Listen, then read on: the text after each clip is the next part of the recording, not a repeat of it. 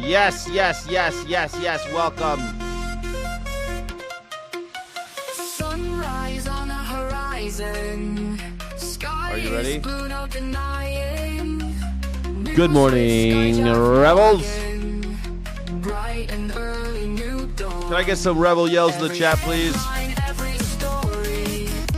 Your morning, some glory. Stay informed, stay tuned as the day greets new blue. Good morning headlines with Sky Jack Morgan.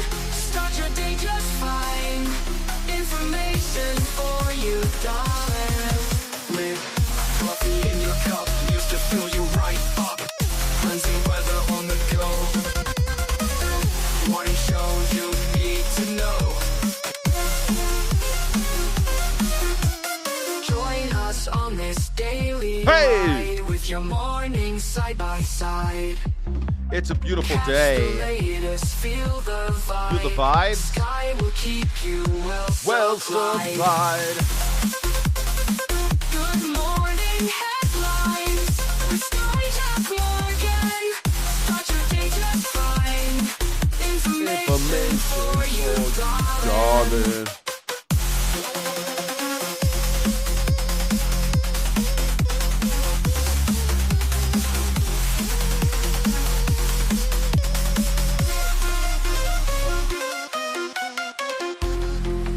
Hey, welcome to the show. Welcome to the show. I am so glad that you're alive.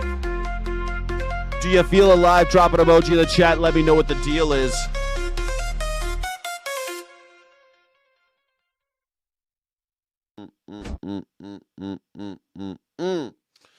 My name is Scott Jack Morgan. I'm an independent news and culture commentator, free speech and critical thinking advocate. And man, what a day. What a beautiful day. I'm glad that you're alive. This is the #1 news reaction show on YouTube, The Morning Sky Show. It's you. It's you. It's you that makes it all possible. It's me. It's all about you. It's all about you. It's all about you. Thank you so much. Lots is going on today. You know, the Strait of Hormuz. Secretary of the Navy got fired. Jeez Louise. Jeez Louise. So much stuff is going on in the news. Cash Yap is drunk. Cash Yap Patel is drunk. What are you going to do? What are you going to do? Are you feeling good about it? Are you feeling good about it, America? I hope you're feeling good about it. I'm feeling great about it. I'm feeling great about America today, aren't you? Yeah, I think it's fantastic. Everything's going great. I've got no complaints. A+s all around. America the beautiful. Everything's going to work out splendidly. Everything's going great. Thank you. It's always sunny in America. Exactly. I'm pouring myself a cup of Trader Joe's coffee because it's the only cup of coffee that I can afford. Trader Joe's in my cup. It's the best part of waking up. Something like that. I forget how it goes. I think I might switch to Folgers Crystals here pretty soon. I even looked into how to grow my own American tea. You know that tea? I think it's called Yulo. I forget what it's called. Some kind of holly, Yulo holly or something like that. There's some kind of caffeinated tea that you can grow in America, but it's really hard to grow enough. And it's really expensive. Still, it's more expensive than coffee. So that's out. That's out. I'm still having to buy coffee. My daily routine has been completely upended by Donald Trump, and I can't believe everyone, even Tucker Carlson's being like, "Oh, I'm so sorry. I guess I'm going to have to live with this. That I have played my part. My conscience is heavy. This is what we're doing. This is the goal now." Tucker Carlson now is doing the his apology tour. He keeps on apologizing for the fact that he pushed Donald Trump on us for so many years. It's funny. I like it. I like it. You know, at least I hate Tucker Carlson, but at least he has the masculine urge to apologize when he sees he's wrong. It's nice when he finally sees it. He finally sees it. Howdy, rebels. What's up, Nurse Rod? How you doing? You know, I got a thing right here. You mind taking a look at it later? I got a thing right here, Nurse. I got a thing right here. Can you look at it? When I do this, it hurts, Nurse. When I do this, it hurts. Can you tell me what to do about it? Oh, poor Nurse Rod. You know, Nurse Ron, I got more in common than you think. Essential workers unite. You have nothing but to lose but your chains. Well, as you know, lots is going on. What am I going to say? What am I going to say these days? I do want to say that we're doing the gaming channel, the gaming streams at night. It's been really fun. We're playing Pragmata. It's a great game. It's very excited about playing it tonight at 5 p.m. We're doing the call-in show. It's called Pick Your Battles, but I think we're going to start calling it the Skyline just because it's turning into like just a fun call-in show. Call in, express yourself, tell me what you're thinking about everything. If you got something to say about politics or just, stuff in general, Sky's helpline, call in and debate me or converse with me or engage in the Hegelian dialectic, help cure the loneliness epidemic. We're curing the loneliness epidemic over on this channel while building dignity-based resistance. That's me. And I'm into it. People are driving and listening. I love the idea of people driving around listening to the show. It always makes me it tickles me. Thank you for saying that, Johnny Vegan Seed. I started this show hoping that people would just find other like-minded people to share coffee with in the morning, because I don't have anyone to drink coffee with in the morning, so it's you. This guy is so stupid. Yes, that's what everyone always said to me. That's what everyone said about me at Berkeley. They all said I was so stupid. Everyone says that about me. Yeah, that's the thing. That's what everyone says. I'm not alone, but do get lonely sometimes. Kathy Skywalker, you don't have to be alone to be lonely. That's a whole thing. They made movies about this. People get lonely even in New York City, surrounded by people living on top of one another, surrounded by rats. Speaking of rats, Laura Ingraham is on the case. Good evening, everyone. I'm Laura Ingraham. This is the Ingraham Angle from Washington tonight. As always, thanks for spending some time with us. The Virginia lesson, that's the focus of tonight's angle. The Virginia lesson. What lesson should we learn from Virginia? As you know, Virginia has voted to redistrict, and judges are standing in the way again. The judges are having their say. The people have spoken. The people of Virginia have spoken. Why are judges getting involved? I wonder why. I wonder why certain judges want to say certain things about the people. The people have spoken in Virginia. They did a vote, and the people said they want the new districts. Is it legal? All right, Dems won the Virginia special election last night on redistricting, but they just lost a legal battle. In an order that was just issued, a circuit court judge in Tazewell held that the referendum was unconstitutional. The judge entered an injunction blocking certification of the election and denied a motion to stay pending appeal. Now, the state attorney general, Jay Jones, announced he will, of course, appeal this immediately. Who appointed that? Who appointed that judge? Hold on, let's find out. Who appointed the judge that just put a kibosh on the Virginia special election redistricting thing? Virginia judge. Who is he? Virginia judge blocks the district. Who's the Virginia judge? A county judge in Virginia did it, huh? A county did it. Who did it, though? I want to know who. God damn it. All these goddamn paywalls between me and the news. There used to not be paywalls, kids. There used to not be paywalls between me and the news. A Virginia judge. Virginia's current Attorney General, Jay Jones, is going to do something about it. Tazewell Circuit Court, which previously blocked the referendum after repeatedly deeming the vote and resolution referendum unconstitutional, siding with Republicans. Who is this judge? Why can't we find out who the judge is? Who's the judge? We don't know. No one's saying who the Virginia judge is. His name is just Virginia. His name's just Virginia. That's who the judge is. His name's Virginia. Virginia judge. Surprise there. They used to call him Virginia Slim, but then he He gained a couple pounds. Now they just call him Virginia judge. And this is ultimately going to be fast-tracked to the Commonwealth Supreme Court. It's hard to game this stuff, but I think it's probably less than 50-50 that the Democrats lose this. But the redistricting 50-50, ballot it's a initiative jump ball? was worded in a confusing fashion. And it does have the effect, no doubt, of disenfranchising approximately 40 to 45% of Virginians who will now have zero representation or paltry. Zero representation? They'll still have representation, Laura Ingraham. They'll just be represented by Democrats. They'll still get represented. They'll probably get represented slightly more efficiently, maybe. I don't know.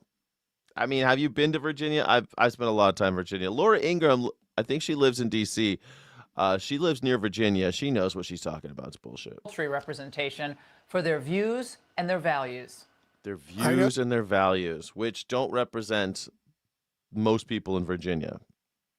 Virginia's always been a very divided state. Since the Civil War, it's been very, very divided. You campaigned for governor as a moderate seeking to represent all Virginians. But what do you say to constituents who feel this ballot measure was partisan and only serves the interests of the Democratic Party? There Virginia are many other Pudge. opportunities for them to look at my body of work as governor, the work that I am doing as governor, and see in that work that I am working for them. Oh, working for the people. She said stuff like, "Oh, farming." She's focusing on. Farming, big deal, whatever. The people voted for this. I don't know why Laura Ingraham and all these Republicans are clutching their pearls. Why do you guys hate democracy so much? Why do you hate democracy so much, maggers? Can someone in the chat tell me why the maggers hate democracy so much? The people voted for it, you know. It's better than they did in Texas, where they just willy-nilly decided. State legislature just said so. I mean, they gave it to the people. The people decided they want to do this. Let's do it. The farmers and affordable housing, stuff like that. Oh, farmers, affordable housing, duh. Nice non-answer, Governor. She is an insufferable woman. Now, look. Oh, man. Ladies, you guys got it so rough sometimes. I swear to God. Can you imagine a man saying that? He's an insufferable man. He's insufferable. He's an insufferable man. Can you imagine? Do men do that? I don't think men do that. We say like this asshole or something like this. She's an insufferable woman. Women throwing other women under the bus like that is, this is why. This is why we're so far behind the rest of the world, dude. Right here. This is it. This is it.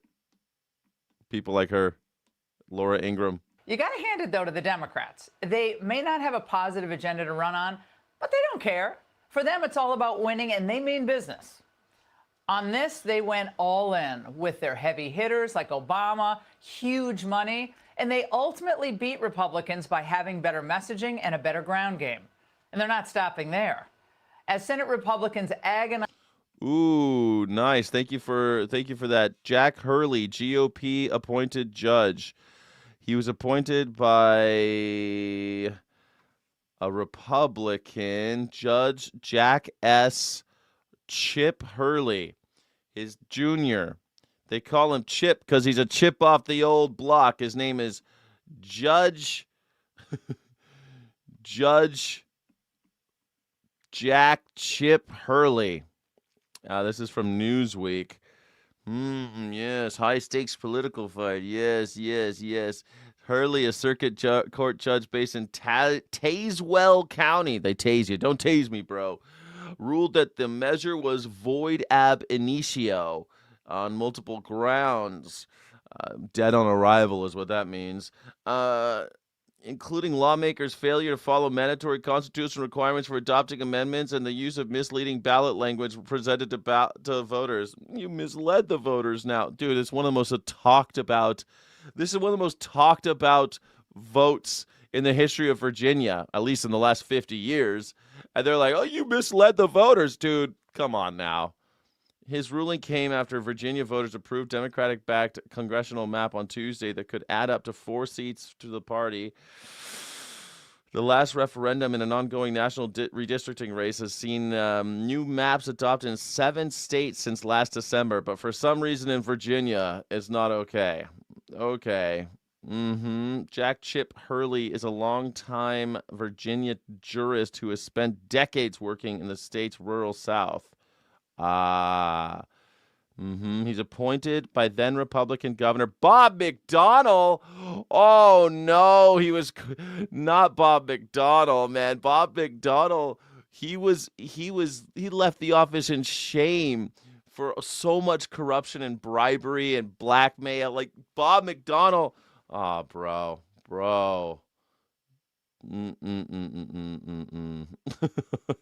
Bob McDonnell scandal.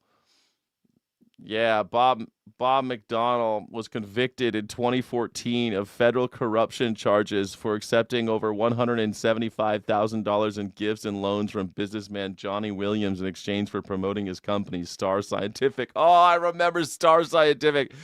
This conviction was unanimously overturned by the U.S. Supreme Court in 2016, and the DOJ subsequently dropped the case. Oh, wonder why. So Donald Trump dropped the case against Bob McDonnell after Bob McDonnell did a bunch of shit for him, but he was guilty. He was found guilty of taking $175,000 in bribes. Bob McDonnell appointed this judge. Of course, dude. He's a Trumper. Man, oh man, oh man. Of course, a Trumpy-ass judge overturned it. Man. Bob McDonnell connection just is so beautiful. I love this. They hem, they haw over nuking the filibuster. Well, Democrats are already planning to do it if they get back into power. Well, oh my God, they're going to nuke the filibuster, the thing that Donald Trump's been begging for? What? Is that bad now? You guys have been saying you want to get rid of the filibuster all year. You don't want to get rid of it anymore? We are in an era of maximum warfare. We're going to keep the pressure on Republicans in every single state in the union. Oh my God, Hakeem Jeffries. This guy makes me want to fucking kill myself. Hakeem Jeffries, can he talk? This is why I have to put everything at 2 speed. I put it on a 1.5 speed when I'm talking to you guys, but God damn, come on. To ensure at the end of the day that there is a fair national map. All right, you heard him. Maximum warfare. Now, what do people think he means there? Holding polite. What do people think he means there? What do people think they mean? Debates?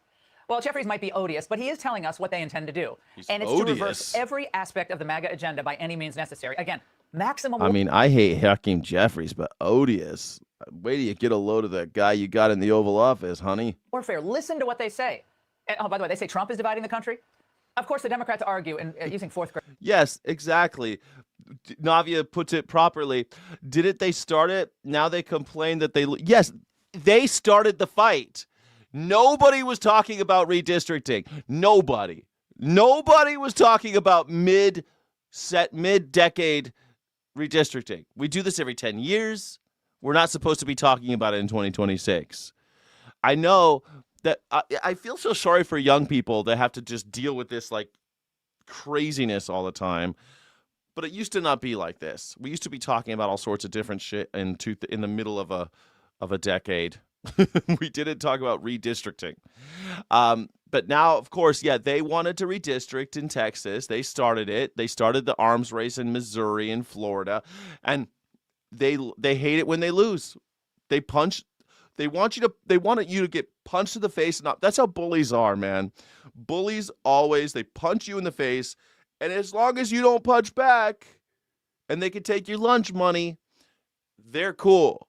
But if you punch them in the face, they cry victim and go running to the teacher. The bullies are always the ones that go cry foul and run away to the teacher. Oh, no, he punched me in the face. Yeah, I punched you in the face because you fucking punched me. You were messing with me.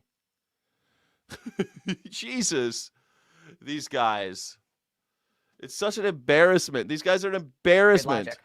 And, and Laura Ingraham, like, she's just, speaking of odious, this woman is a rat. I mean, I shouldn't say that. It's an insult to rats. It started it with its own midterm redistricting. And yes, it is true, Texas was aggressive with the timing. Oh, yeah, it's true. They were aggressive.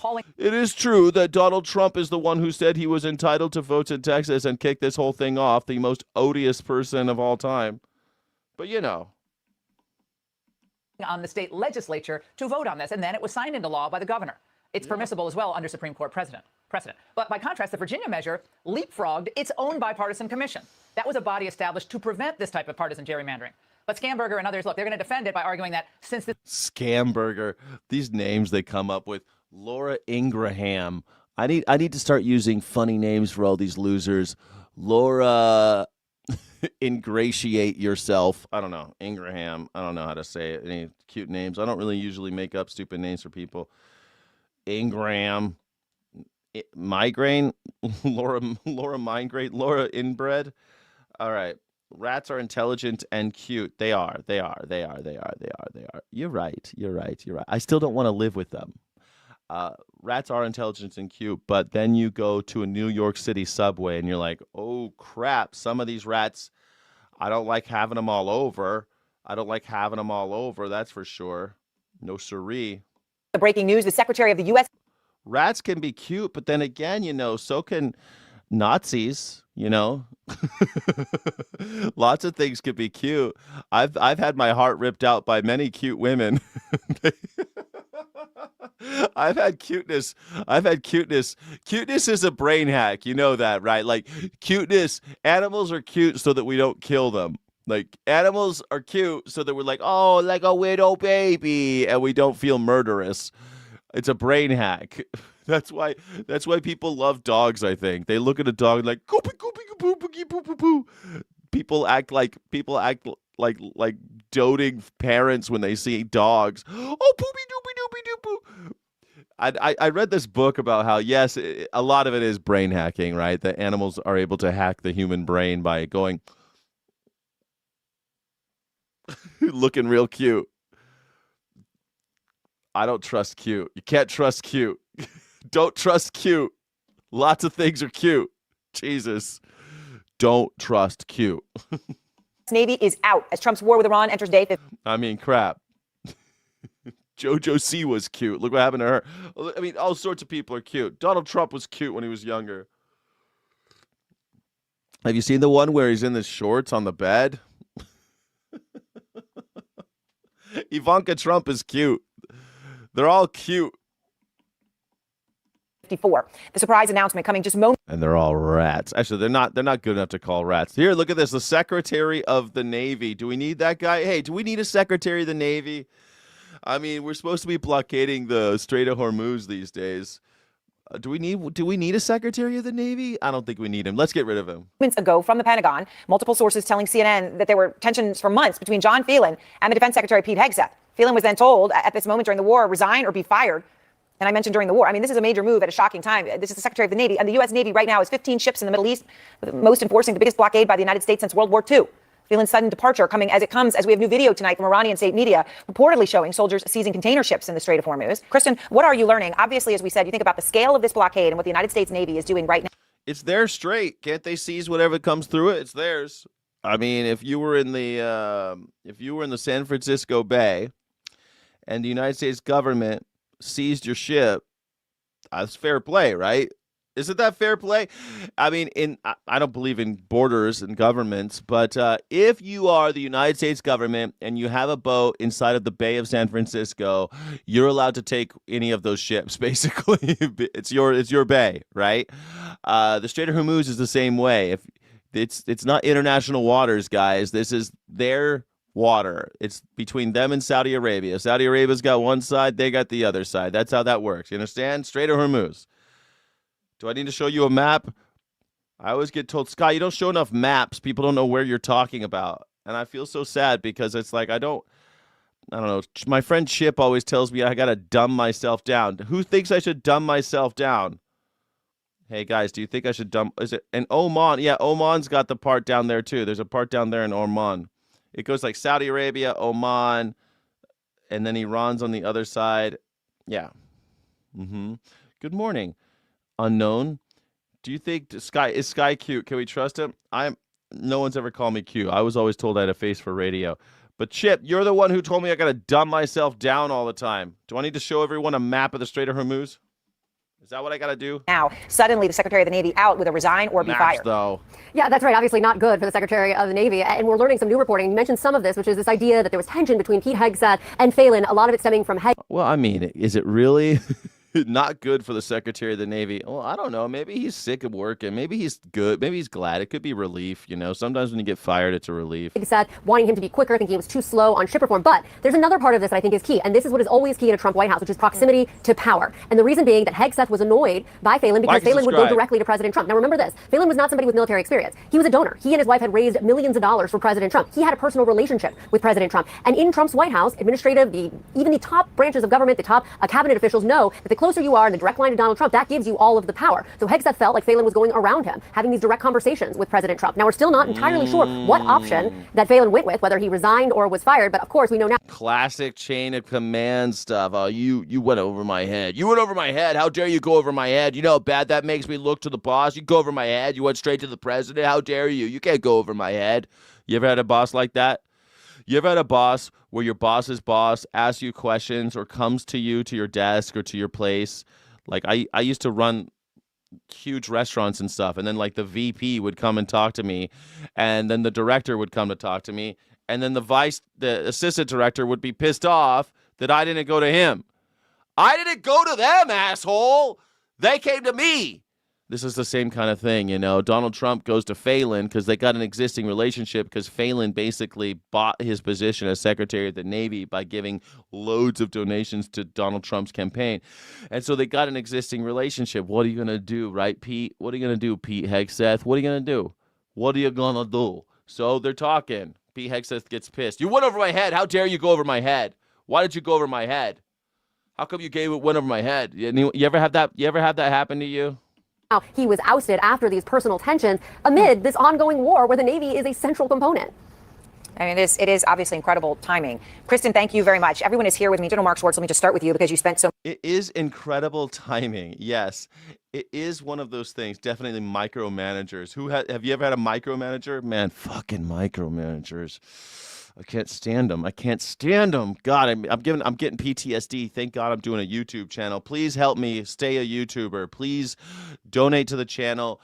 Please become a Sky City Rebel. We do tons of extra content, tons of exclusive stuff, tons of you get access to all the members only stuff in the vault, all sorts of cool stuff we do for members.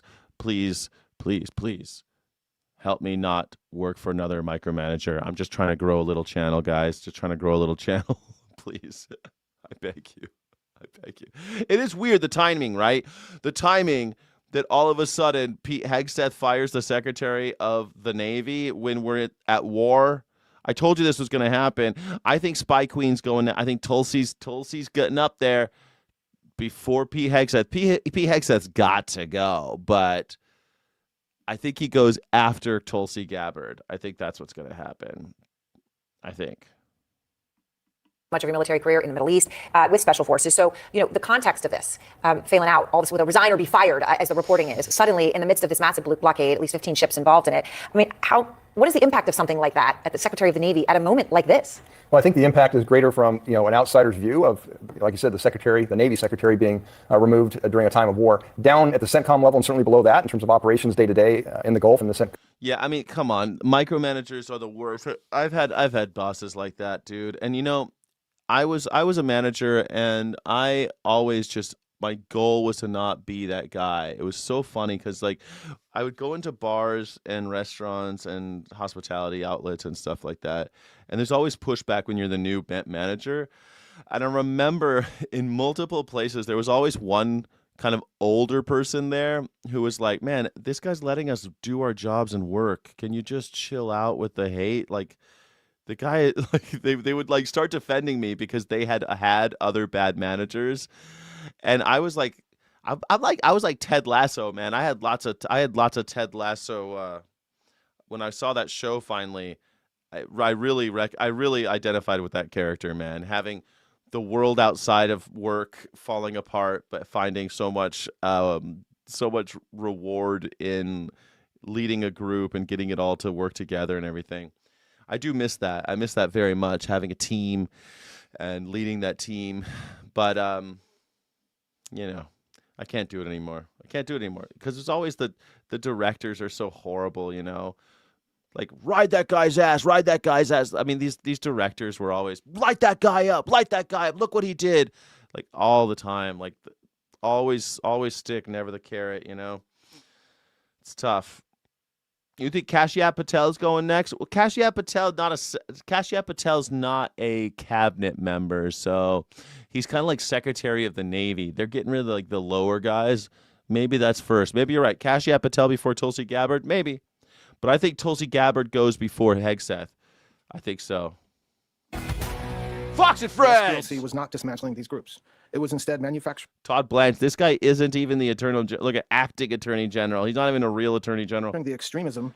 He's Donald Trump's private sex crimes attorney, and he's now the attorney general, acting attorney general. Purports to oppose by paying sources to stoke racial hatred. SPLC paid at least $3 million to 8 individuals at least. These individuals were affiliated with the Ku Klux Klan, United Klans of America, National Socialist Movement. The Southern Poverty Law Center used the money they raised from their donor network to actually pay the leadership of these very groups. It is one of the country's most prominent civil rights organizations. Now the Southern Poverty Law Center facing an 11-count federal indictment, accused of funneling millions to the extremist groups that they claim to be fighting. It's very ironic for an organization which has labeled others as hate groups and put out a report criticizing Turning Point USA and Charlie Kirk several months before he was killed last year. Fox News contributor and GW University law professor Jonathan Turley joins us now. Jonathan, I was shocked to learn all of this. It's very strange. They oppose these groups, yet they're giving money to them. Why would they do that? Why would they do that? And do you believe it? I can't wait to see the discovery on this. I can't wait for this to go. Like, it seems like, have they made any arrests? What are they doing? The Southern Poverty Center is giving money to the KKK. Okay, interesting. Tell me more.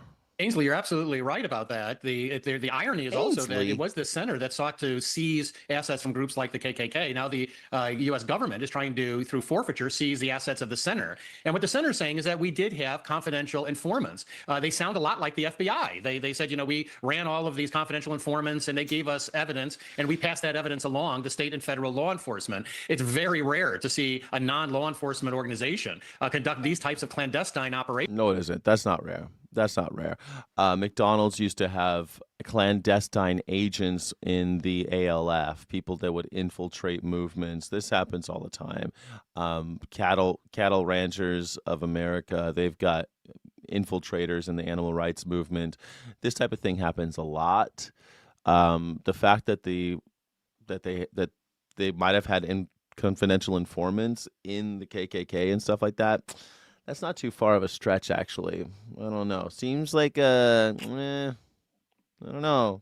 They're even accused of using some of these paid individuals to remove material from these headquarters. I mean, that makes sense, right? I mean, they're activists. They pay activists to go in. I mean, if you think about it, all sorts of investigators. That's not rare at all. PETA pays people to go into slaughterhouses and take video.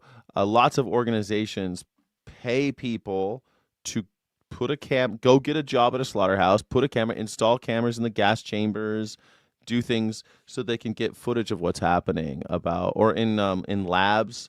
How do you think we get those videos of people torturing monkeys in labs and torturing rabbits? People are paid to do that. It's not just like a whistleblower just did that on their own. These organizations set up identities, and I've talked to the people who do these investigations. I've met them, and they have whole different kind of fake personalities. They have fake lives that they lead so they can keep working and investigating these horrific industries. So the fact that this activist group would have a guy on the inside of the Klan doesn't surprise me. The things that I thought was striking about the indictment is that some of these extreme groups could conceivably sue the center for the removal of that type of material and for trespass. Right. Yeah, we're showing examples. That first one, the 1 million to National Alliance. Trespass. The KKK could sue them for trespass. I'd love to see that in court too. Affiliate neo-Nazi group This is alleging that they paid $1 million to someone to break into their facilities and steal boxes of their documents. Another example is Charlottesville. The Southern Poverty Law Center accused of secretly paying an informant with donor funds. Donors are paying for this, who helped plan the 2017 Unite the Right rally in Charlottesville. This informant, Jonathan, allegedly attended the rally, helped coordinate transportation for attendees, and was paid $270,000 between 2015 and 2023. So instead of dismantling it, they were helping to finance it. Here is the acting Attorney General Todd Blanche on with Laura last night. Unite the Right in Charlottesville, those were the ones where the Donald Trump defended as great people on both sides, fine people on both sides, on both sides, on both sides.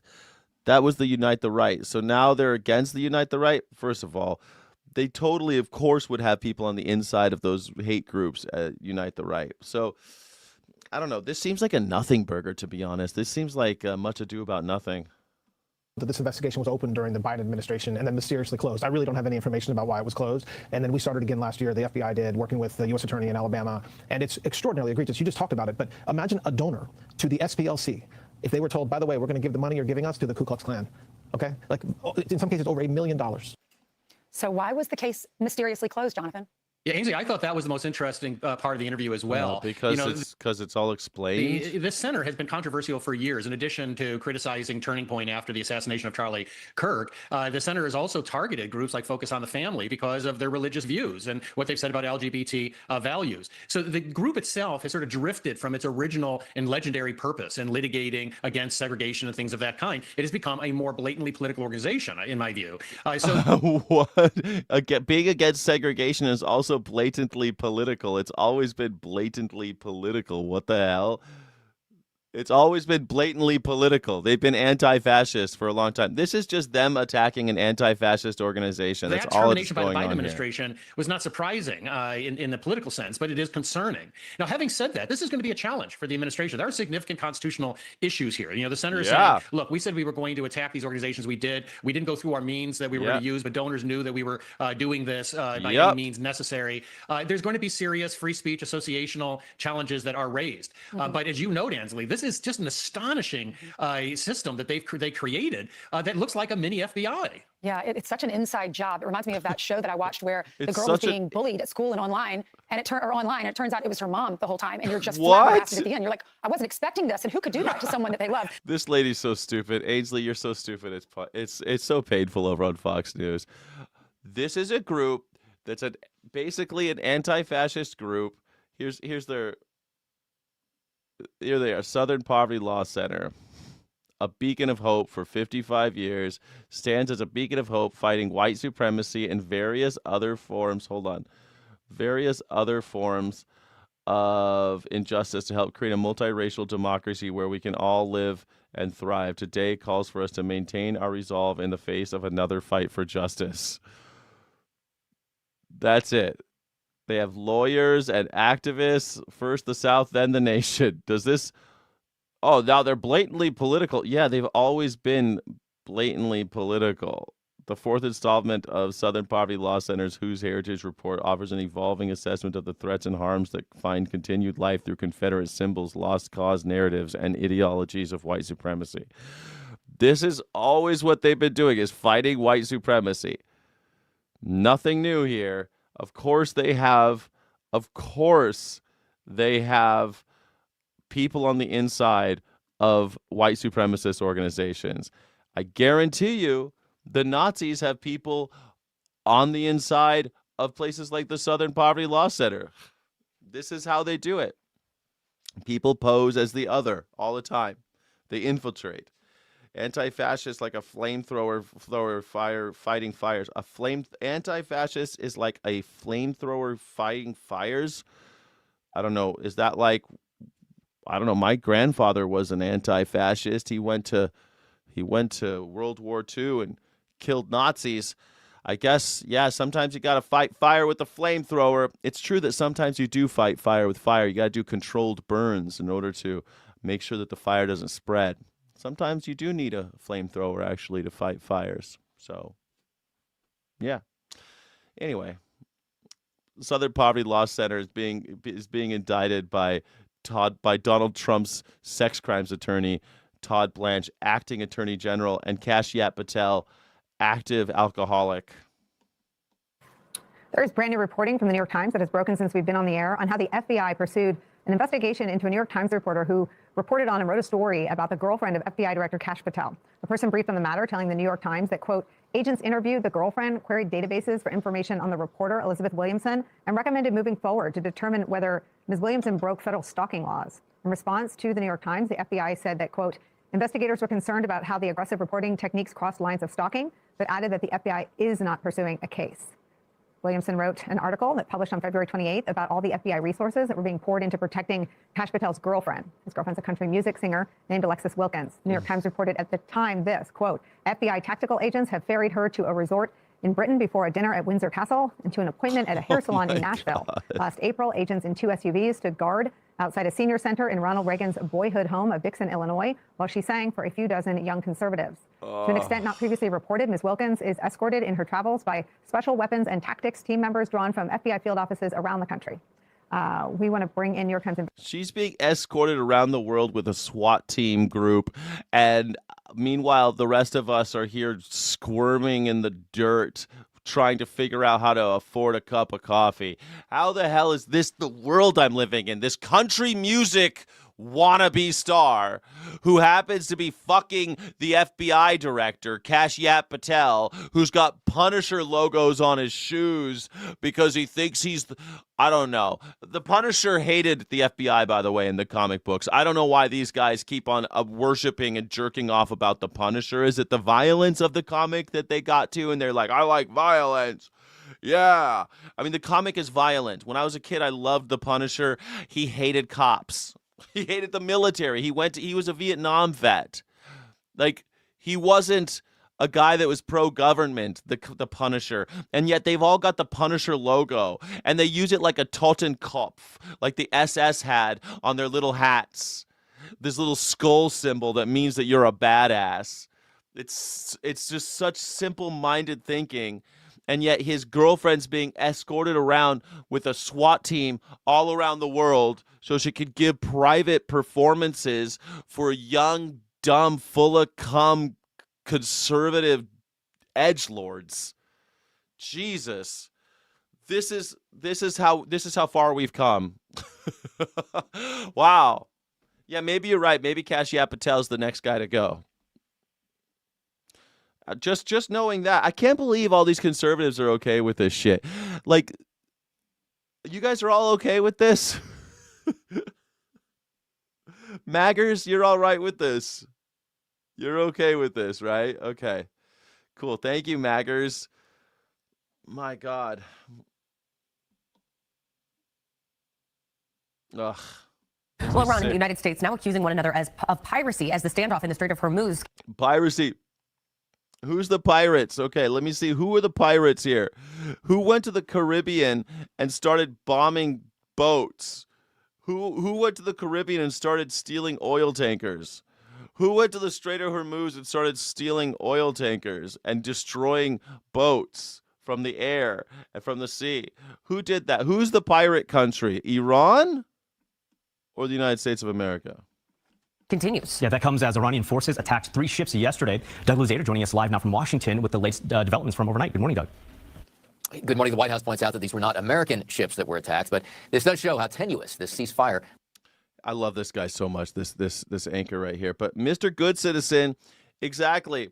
The biggest threat to my life, liberty, and pursuit of happiness is government or property. You went all John Locke on me.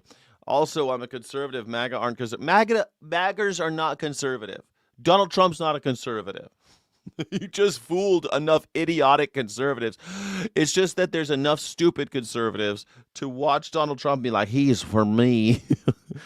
Mimo. I think that he seems like he might be my friend. He looks like a guy I might get along with. Would you like to have a beer with him or Kamala? I think I'd rather have a beer with Donald Trump than Kamala. What's this you say? Kamala drinks beer and Donald Trump won't touch the stuff? Ding dang do. I just wanted to have a beer with the president.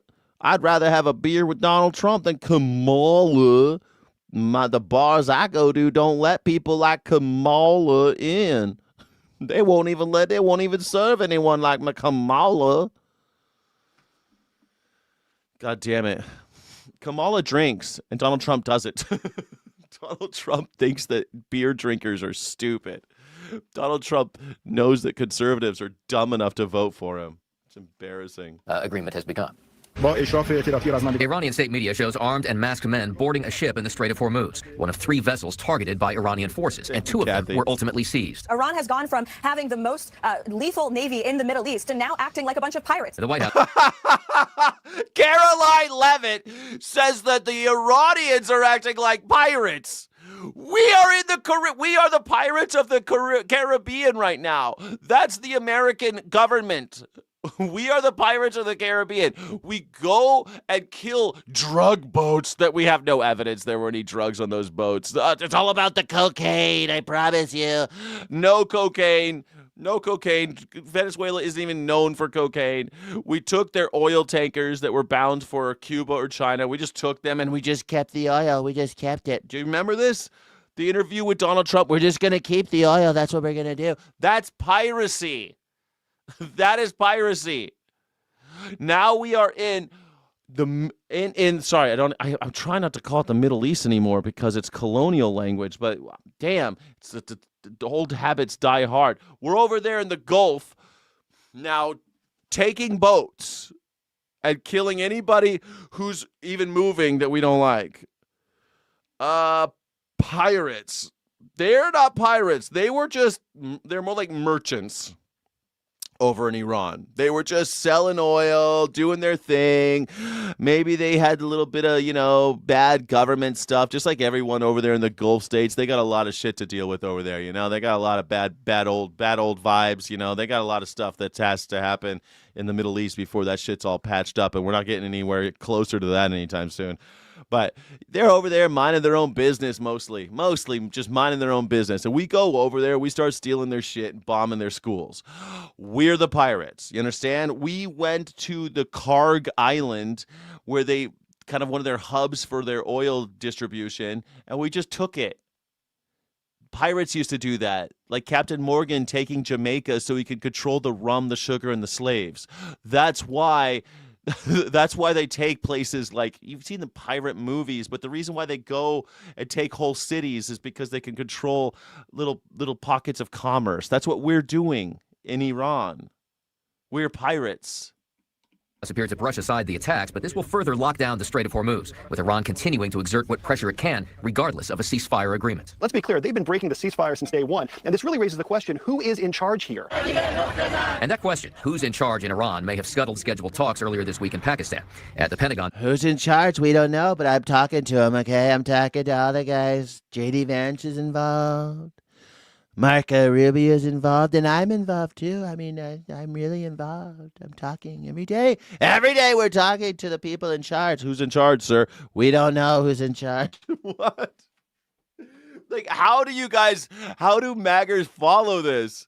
We're talking to the ones in charge. They're the ones. They send me beautiful gifts. Beautiful gifts. What'd they send you? I'm not going to tell you what they sent me. Well, who are you talking to? I'm not saying. Who's in charge? We don't know. What? God damn it! It's like he's so clearly lying. Fuck! It's like if somebody who were you out with all night last night, honey? Friends? Which friends? Just different friends. What were their names? Just lots. I don't know. Friends. I was just out with friends all night. And you spent the night with all those friends. You didn't come home last night, honey. I don't know. I don't know whose house I was at. What the fuck? You would be like, you clearly are cheating. What the hell? You're clearly lying to me.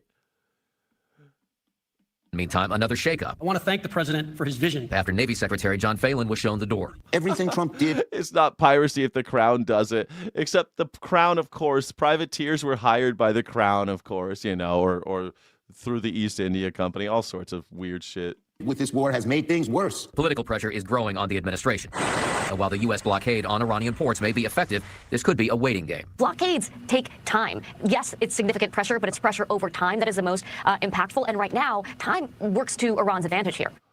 Ceasefire has been extended. The White House says the blockade is strangling Iran's economy. Doug Luzader always cracks me up, man. He says all the right words, but his face and his eyes are his economy.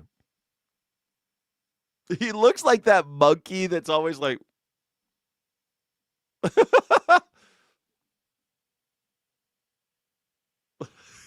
Doug Luzader. He's one of my favorite guys on Fox News, man. Cracks me up. This guy, look at that face. He clearly does not believe what he just said. I love guys like that, man. I feel like I can never be a good liar. Captain Bankruptcy, Captain Stroke. What is Donald Trump's pirate name? I think it's Swollen Ankles. Like Longshanks, swollen ankles like Blackbeard, Orange Face. Like, if you had Blackbeard, I think Orange Face would be great. Something, Captain Orange Face. I don't think he'd even be a captain. I think he'd be a powder monkey. I don't think he'd be a captain. He'd be a powder monkey. Pirates would never allow Donald Trump to ascend to the captain's chair. Donald Trump would always be relegated to the bilge rat. He'd be a bilge rat, just pumping out the nasty water at the bottom of the boat. That's his job. Captain Cankles. Oh, Captain Cankles. Long Kanks. Yellow hair. Captain Depends. Captain Man Baby. Tangerine Bang. Oh, man. Yarg. Beware. Captain Cankles is in these waters. But seriously, I don't think pirates would. Pirates were too smart. Pirates would never elect Donald Trump to be their captain. No, I don't think so.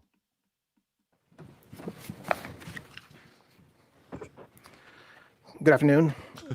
Today, Todd Blanche, all the like the rustling and everything with these guys is so funny. a few minutes ago, in the Middle District of Alabama, a grand jury returned an 11-count indictment charging the Southern Poverty Law Center with 6 counts of wire fraud, 4 counts of bank fraud, and 1 count of conspiracy to commit money laundering. According to the charges in the indictment, the SPLC is a nonprofit entity that purports to fight white supremacy and racial hatred by reporting on extremist groups and conducting research to inform law enforcement groups with the goal of dismantling these groups. How funny that the white supremacy clan is indicting the anti-white supremacy group and saying that the anti-fascists are the actual fascists and saying that Black Lives Matters are actually the racists. They're the real racists. It's always so funny to me that the anti-racists are the racists, the anti-fascists are the fascists, and the anti-Klan is the real Klan. My God, buy Melania coin, because slavery is freedom, ignorance is strength, and war is peace. I mean, this is exactly what George Orwell warned us about in 1984. This is what he warned us about. This type of doublespeak bullshit that, just these incongruous statements, these oxymoronic statements that we all are supposed to just swallow now. 2 + 2 = 5. You know why? Because Big Brother said so. 2 + 2 = 5. And if you say 2 + 2 = 4, it's treason. It's treason, darling. To tell the truth in today's age is a radical act. You're a revolutionary. Just remembering. If you remember things, you're a revolutionary at this point, because they're relying on your amnesia, your ignorance, and your ability to accept what's clearly false. Things that are opposite. It's always opposite day with these guys. After Virginia voters backed a push by Democrats to redraw congressional maps in their favor, President Trump, without evidence, called it a rigged election and a travesty of justice. It's the latest example of the president casting doubt on the U.S. election process. Liz Landers joins us again with more on the concerns local election officials are expressing with midterm election season well underway. A recent Brennan Center study found more than half of local election workers are worried about political interference. In past election years, many have turned to the Federal Department of Homeland Security and the Cybersecurity and Infrastructure Security Agency, better known as CISA, to help ward off potential election threats. The tides have turned this year as the agency takes a back seat. So we spoke to several local election officials about their worries over security, resources, and getting the federal support they need. My name is Matt Crane. I'm the executive director of the Colorado County Clerks Association. I'm Derek Bowens, the elections director for Durham County, North Carolina, and I've been the director of elections here for 9 years. My name is Carly Coppas. I'm the Weld County Clerk and Recorder in Colorado. I'm Scott McDonald, and I've been Dane County Clerk for 14 years. I've been threatened with coming and being dragged out of my office and tarred and feathered in the parking lot. Our concerns about physical security issues this year are pretty wide. And keep in mind, last year in Colorado, we had an election office down in Archuleta County firebomb. Somebody threw a Molotov cocktail into their tabulation room window. So these things that have been threats have passed over into actual violence against election offices and election officials in 2024. They're bombing election offices. Who's doing that, you think? Who do you think's the one? Who's doing that? Is that the Antifa bombing the election offices? Is it Antifa bombing the election offices? Who's doing that? Who's we doing moved that? into a brand new consolidated facility with cameras, duress buttons, bulletproof glass, ballistic doors.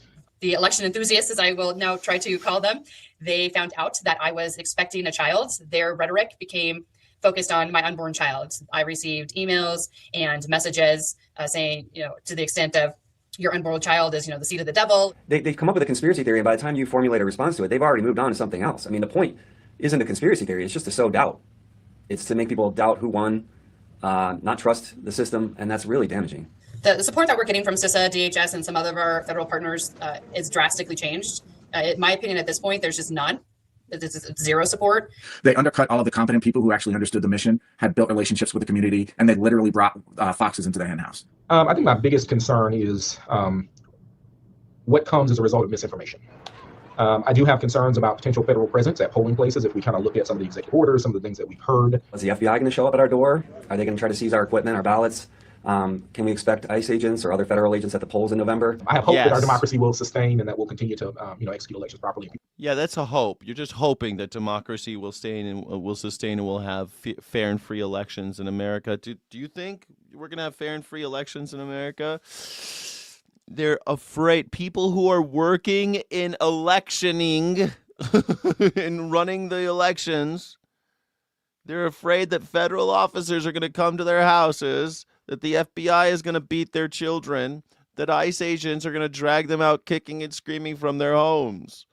Why are people who are running state elections afraid of these things?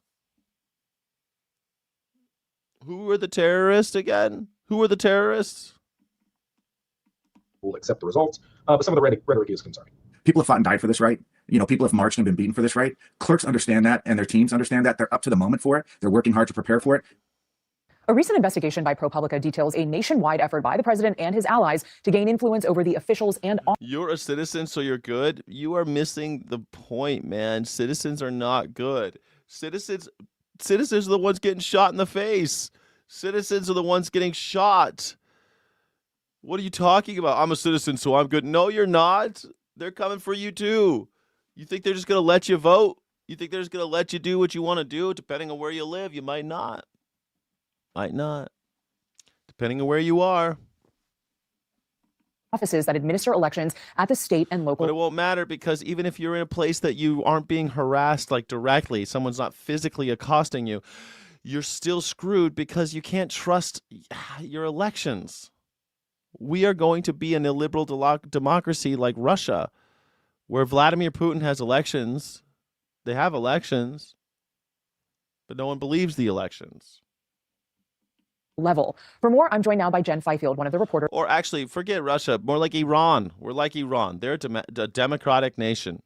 A democratic nation that has a theocratic element called the Ayatollah, but they have a president and a parliament, the whole thing. They're just another republic. And yet, no one believes that they have real elections, that those elections are all rigged. Covering that story. Jen, thank you for joining NewsHour. Thanks for having me on. Your reporting looks at what you describe as a long-standing strategy to reshape election administration. Can you explain some of what is happening, what you found in your reporting? Sure. So we studied the 2020 election and the guardrails that prevented Trump from overturning the election at that time, and what he's done since he took office the second time to try to dismantle some of those guardrails. That includes cybersecurity officials that were overseeing the cybersecurity infrastructure of our elections federally, and that includes people within the Department of Justice who were doing things like protecting law enforcement from partisan investigations into elections. You mentioned cybersecurity. There's this little-known agency. People may not have heard of this, CISA, Cybersecurity and Infrastructure Security Agency. It's historically helped states with cybersecurity of their own elections. We heard from election officials that we interviewed who say that they don't trust CISA anymore to help them. What changes have occurred there over the second Trump administration? Sure. So CISA was created by Trump actually in 2017 and built up trust among these local officials who are really used to running their own elections. Now what we see is the people. That was a different Trump. That was before the sundowning dementia started. 2017, those days seem so quaint. That they've grown to trust have all left, and Trump has put into place, or the administration has put into place, people who have in the past questioned the 2020 election results or even spread misinformation about that election. These are people now trying to communicate with the same state officials, the same local officials that ran those elections and believe they're free and fair. So the trust is really broken down. You describe in your reporting an exodus of sorts of election officials that have left the federal government at agencies like the Department of Homeland Security after 2020. How many people left and why have they left?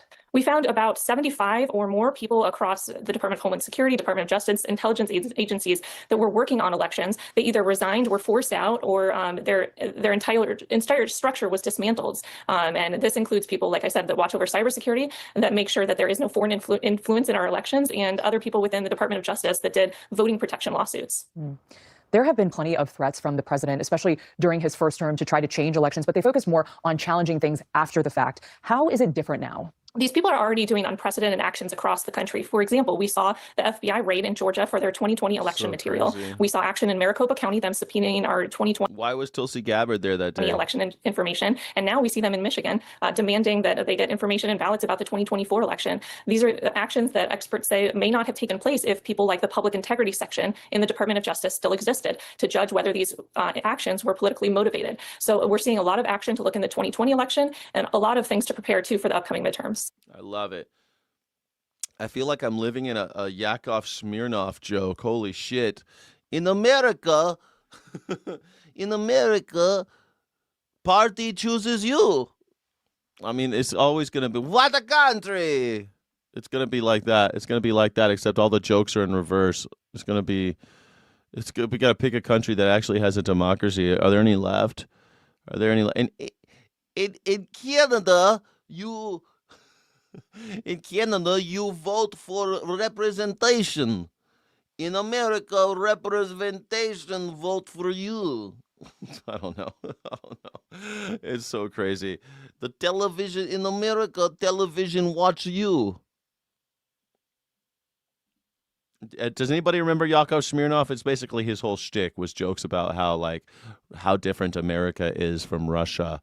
And he would always say things like that, like, in America, you have nice time at party. In Russia, the party has nice time with you. Stuff like that. It's always like every single joke was something kind of like that. It was funny for the 80s. It was funny in the 80s, man. When everyone was like all thinking that Reagan was cool and shit, people thought Yakov Smirnoff was so cool. Yeah, take Russian accent. He talk like this. When I do my Vladimir Putin accent, I'm actually thinking about Yakov Smirnoff. Yakov Smirnoff, I am Vladimir Putin. I make war with all the countries because I do not like all the other countries because they have resources that Mother Russia needs. It is illegal. It is a capital offense to smile in Russia today. You are not allowed to smile. If you smile one more time, we will take your head and send you to Gulag. Developing right now, leaders in Mexico are demanding answers after 2 CIA employees were killed in a car crash following a drug lab raid. Now, it happened in the Mexican state of Chihuahua, which shares a border with Texas and New Mexico. Yeah, Mexican state. Have you been there? I've been there. I've been to Chihuahua. I love Chihuahua. It's such a cool state. You know, in the city of Chihuahua, because it gets a bad rap because Juarez and stuff at the very top. It's a dangerous border crossing town up by El Paso. But down south in like the capital of Chihuahua, it's a gorgeous place and super safe. And I love Chihuahua, man. I spend a lot of time there. I really like it. Mexico's president says she was not aware of the drug raid and that collaborations between the local government and U.S. without federal permission violate Mexican law. I want to bring in CBS News intelligence and national security reporter Olivia Gazis. Olivia, great to be with you. There's always a lot of secrecy around anything involved with the CIA. So what do we know about why these agents were in Mexico in the first place? Why did they find a bunch of dead CIA agents? How weird. There was this car accident and all of these CIA agents were in the car. How come they found all of these dead CIA agents in Mexico? It's just so typical the CIA, right? Like, we're down there doing secret weird shit down in Mexico, and they get in a car accident and die, and they're like, hold on a second. Ay caramba, these assholes work for the CIA. What are they doing here? Well, you're absolutely right that there's still a lot of seeming contradictions and definite unknowns here, and there is still an investigation ongoing. So the U.S. government, for its part, They do not eat dogs in Chihuahua. That's not true. has had very little to say publicly about the circumstances of this incident, the first indication of which we got from a brief social media post by the U.S. ambassador to Mexico. So what we've been able to piece together from U.S. and Mexican officials who are familiar with the situation so far is that this crash happened in northern Mexico shortly after a counter-narcotics operation that was carried out, we understand, by Mexican authorities. Two U.S. officials who we have now confirmed to be employees of the CIA met with Mexican officials tied to that operation after it concluded. And while returning from that meeting, their vehicle went off the road and plunged into a ravine, killing 4. Again, we're told the circumstances are still being investigated, and it's very much worth noting that it is rare and unusual for any CIA-linked casualties to surface this publicly and in what's almost real time. The agency usually releases very little public information about their fallen, beyond adding stars to the well-known memorial. Yeah, because if you find out who they are, then you know who their families are. You can find out who they work with. You can find out who else they know. You can find out what businesses they worked for. If a CIA agent dies in a car accident and they know who they were working for in Mexico, they know that business is bullshit. They know that business is owned by the government, by the CIA, by the United States of America. They know that they start finding out that they're selling drugs in Mexico because the CIA runs the drug game, everybody. It's always been the case. The CIA has always run the drug game. They started the drug game with the mafia in Italy after World War II. That is how it all started. All this shit with the CIA funds itself with drug money. How do you think they get funded? You think we're just like checking off and handing them money? Nah, man. They're drug dealers, drug smugglers. They're in the cartels. They're involved. Wall in their headquarters, which commemorates officers who've lost their lives in the line of duty. So it can take years and sometimes even decades to learn the specifics. But the speed and the visibility here of this incident is reflective, I think, of the intense level of scrutiny of the U.S.'s counter-narcotics missions around the world that have otherwise been a very visible priority for this administration. And Olivia, all this is coming as the U.S. has placed increased pressure on Mexico over drug trafficking. Can you talk to us a little bit about that? Sure. Well, I mean, CIA, for its part, has a long history of running counter-narcotics operations. Counter-narcotics operations. Yeah. They have a long history of narcotics operations. Wide. But again, that mission has really been beefed up since John Ratcliffe, the current director, took the helm of the agency last year. Every director that comes in sort of sets and reshapes priorities for his workforce or her workforce. And one of Ratcliffe's earliest moves was to stand up a mission center dedicated to merging intelligence collection and analysis to target specifically drug trafficking and cartel networks, again, in line with the administration's priorities. Now, that has required, to a large extent, the cooperation of foreign governments to partner, including and especially maybe even Mexico's government. President Claudia Sheinbaum, who you referenced, has previously publicly spoken to working much more closely with U.S. agencies on anti-drug missions. It's, of course, possible that she and other senior leadership in Mexico weren't read in on this specific activity, but this is definitely happening against a backdrop of openly acknowledged bilateral pushes for closer cooperation on counter-narcotics operations in particular. Olivia Gazis, thanks so much. I think Mexico's eventually going to get to push the point that Canada has pushed to. Like, Canada is saying, we're done with America. Our weakness has been doing business with America. We have been relying too much on the United States, and we can't keep doing this. That it's our weakness, our kindness to the Americans, and our ties to them are the greatest weakness of Canada.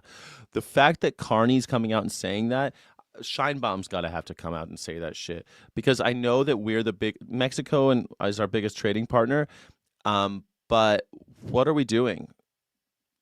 We keep on screwing them. We're not good neighbors. We're not good neighbors to Mexico. So why are they continuing? Like, we live in a global economy now. Mexico doesn't have to deal with us as much as we have to deal with them. They grow so much shit for us. They don't have to. They don't. So what? They got to eat fewer eggs. Like, do you know what? We export a bunch of eggs to that country. They don't need all that. They don't need all our shit. I wish that Scheinbaum would just be isolationist at this point. Just cut off America. Fuck them. Let's have them build a border wall. Keep us out, for God's sake. Who brings the guns to Mexico? Where do all those guns come from? All their gun problems in Mexico are directly caused by United States gun policy, and by our gun, and by us not regulating guns crossing the border to the south. But they want Mexico to regulate the drugs passing to the north. Drugs go north, guns go south. But it's the fentanyl that's the problem. Really? Guns kill more people than fentanyl. And yet, we're not doing anything about the gun problem in Mexico. But that's our problem. The gun problem in Mexico is directly caused by us. And I'm a gun owner. I'm pro-gun, pro-Second Amendment. But, they don't have a Second Amendment. They are not into guns down there. They don't want them. But we force it on them. We keep sending them guns. Hey there, I'm Harry Anton, and today we're counting down the top 10 key groups that voted for Donald Trump back in 2024, but have shifted against him as he goes underwater. And we're going to start with the smallest movement and build our way up to the biggest movement. And we're going to do so looking at the pure data, the raw numbers, baby. So let's start off with Generation X, which I often feel like gets ignored, right? We talk about millennials, we talk about Gen Z, we talk about the baby boomers. But Generation X was the most Trumpy generation. He won him by... I can't believe that Generation X was the most Trumpy. I'm so embarrassed. All you Gen Xers, you suckers. 7 points back in 2024. But down he goes now to minus 12 points on the net approval rating. That is a 19-point shift away from Donald John Trump. I dare say he has a bit of a St. Elmo's fire on his hand. I'm sorry, I just love all those movies back from the 1980s. Of course, another key group that voted for Donald Trump back in 2024, which we saw a similar shift, is men, male voters. We talk about a gender divide in politics. Women vote for Democrats, men vote for Republicans. But now even men have turned against the President of the United States. Look at this. Going from plus 12 points, that was his win back in 2024 over Kamala Harris. And now, his net approval rating, minus 7 points. Again, we're talking about a 19-point shift away from the President of the United States. Male voters are saying, That's Mike Dikembe Mutombo when it comes to Donald John Trump. Now, an even bigger shift that we're seeing is amongst suburban voters. You win in the suburbs, you'll win elections. That's how it works in the United States of America. You look at Fox News polling back in October of 2024. Look at this. Donald Trump had a small lead, very much matching what he won by nationally, pretty much so. Look at that, a 2-point advantage. But look at this. In the suburbs, minus 20 points now in the net approval rating for Donald Trump, at least as recently as late March. We saw that in the special election last week, right? New Jersey's 11th district, a lot of suburbs there, went heavily for the Democratic candidate by about 20 points. So we're seeing this movement. I see people talking about fentanyl in the chat. There has been a surge. It's been surging of about 800% in the last 5 years in fentanyl. But fentanyl, again, is only surging because of the opioid epidemic, because it's a long story, but we caused the opioid epidemic, and fentanyl is up. And still, even though it's up 800%, it's still, in California, it is only about double the amount of deaths as guns. But historically, guns do kill way more than drugs. Guns kill more people than any kind of overdoses. Fentanyl is a killer, and it's going big, mostly because of our attack on different other opiates. We keep on taking out other opiates and making it less affordable, less accessible to people. Heroin, for example, people can't get their hands on it, so they turn to fentanyl. We keep on having fentanyl is important to this country legally, so people keep on grabbing it. I don't know. It's a long story. But again, guns kill way more people than fentanyl. I stand by it. There's been a surge lately, but guns are way more dangerous, and especially in places like Mexico. Actually show itself down ballot. Now, a slightly bigger shift, but one is very much in the news right now, given the war of words between Pope Leo XIV and Donald Trump. Catholics. This was such a big component of Donald Trump's coalition back in 2024. Look at this. He won Catholics by 20 points, but now, even before Trump and Pope Leo butted heads, Trump was underwater, down into the Dead Sea. Look at this, minus 4 points. That's a 24-point shift away from the President of the United States. Now, if we're looking at a group that had a very similar shift, remember, back in 2024 was all about young men, right? Young men moving away from the Democrats, moving towards the Republicans and Donald Trump. Well, they're shifting back again because take a look here. Men under 45 on Trump. In 2024, Donald Trump won them by 5 points. Look now, though. The net approval rating. You know what's funny? It's like it is so funny that young men. There's this thing you hear about this in those like people like what's that guy Clavicular and these guys. These kind of like these. I hate to say it, but it's like the pussification of American men, and they all went to Donald Trump. Do you notice that? Like all these loser young men are all going to Donald Trump, and people are like, "Oh, young men are in trouble." Yeah, they're in trouble because people like Donald Trump are the ones leading them, and these guys, these young men are eating it up, dude. It's disgusting. It's sad. Where are their fathers? Oh, their fathers are Gen X. Young men have magger fathers and simp sons. It's like Gen X was a bunch of magger assholes. It's shocking to me. That shocks me. But then, I think it's because a lot of Gen X are just like, leave me alone. I don't want anything to do with all this bullshit. So they vote for somebody who's like a, I don't know. I don't get it with the Gen X. But who are their kids? Who's Gen X's kids? These young men who are just now becoming voting age or just in their 20s. Those guys, they're simps. They do everything their daddy tells them to. They do everything. They just want another daddy like Donald Trump. It's like Gen X has failed their children. Gen X is like just the worst. They're worse than the boomers were for parentage. I'm so glad my parents were boomers. God damn it. I'm in that weird cusp between Gen X and millennial. So like I'm right on the border. And so I see both and I'm just like, I don't, sometimes I identify with both. Sometimes I identify with neither, kind of like Republicans and Democrats. But god damn, bro. Gen X are diet boomers. Yeah, I guess you're right. Gen X is diet brew. Yeah, he literally overdosed on Clavicular. Yeah, he overdosed on stream. He did. Yeah, the dude is pathetic. Clavicular? Yeah, he's pathetic. And of course he likes Donald Trump. Of course he does. Of course he sings Kanye West, Hail Hitler songs. Of course. What else? Because his parents were Gen X. His parents were Gen X. They might have been millennials, but I doubt it because Gen X waited so long to have kids. Gen X waited longer to have kids, so most of these young people that you're talking about, like these Zoomers, they're not millennials. Millennials are not even having kids. I mean, millennials are like, what are the oldest millennials are like 45 right now? That's how old a millennial is? Like the oldest millennial is 45 right now? Crazy to think about, right? The oldest millennial is 45 and just now thinking about kids. Clavicular didn't die, no. No, he said that the worst thing about the experience was that the mask that they used to intubate him cut his face because it messes up his look. He's not as cute anymore. He's not cute enough. The Gen X thing, it bugs me, right? Jesse Waters has got a boner about the news. Jesse Waters, let's hear about Jesse Waters' latest erection. Fox News alert, the commander-in-chief says you can't cave to crazy people, and Iran is a madhouse. Iranian generals have taken their country hostage, and the gay Ayatollah still missing. The cardboard supreme leader has been, quote, non-responsive, and the Iranian military told the negotiators to unpack their bags. And the gay Ayatollah and the cardboard, what do you call the cardboard whatever? Oh, Jesus. The gay president. How come we don't have a guy like Jesse Waters on the other side just being like, the gay president? That's what we should just call Donald Trump, the gay president. He's America's first gay president. Start picking up the phone. The Iranians don't have months or weeks. Energy traders say they may have till May. The president gave Iran's warring factions just a few days to get their ish together and then says the ceasefire's over. He's made his red lines very clear. Iran could never obtain a nuclear bomb to They didn't have a nuclear bomb. They didn't have one.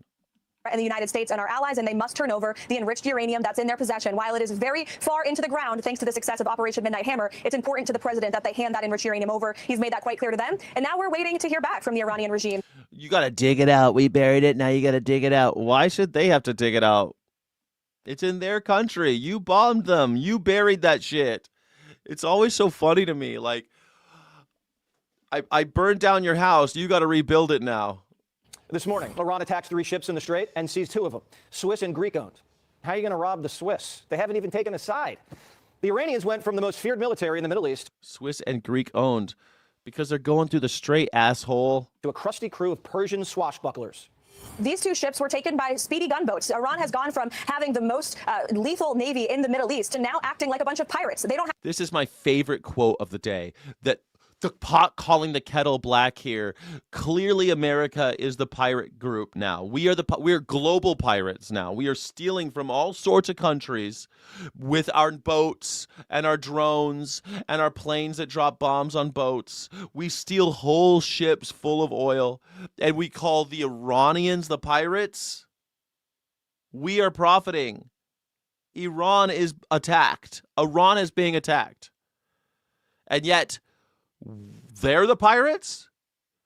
This is I know I like to talk about all the propaganda, but do I even need to point this propaganda out? I can't believe I don't see anyone else anywhere online. You know, I scroll and I watch shit on YouTube. I don't see anybody talking about this. How they're saying that Caroline Levitt is saying the Iranians are the pirates? Have control over the Strait. This is piracy that we are seeing on display. Piracy? And the naval blockade that the United States has imposed continues to be incredibly effective. Iran's navy's in Davy Jones' locker, and the gay Ayatollahs seen their action in the Iranian. They're a Davy Jones locker, arg. And then we'll say shit that only a fucking pirate would say. We say shit only pirates would ever say, and then we call them pirates. Fucking unbelievable. Ports. Central Command says we're operating and enforcing the blockade across the Middle East and beyond. In the last 72 hours, U.S. forces have intercepted 3 Iranian oil tankers in Asian waters near India, Malaysia, and Sri Lanka. The president told Fox this. How could we take Iranian tankers in Asian waters? Think about what they just said. They just said the blockade of the Strait of Hormuz is ironclad. Nobody gets through. But we're also Shanghaiing boats in Asian waters. So how'd they get there?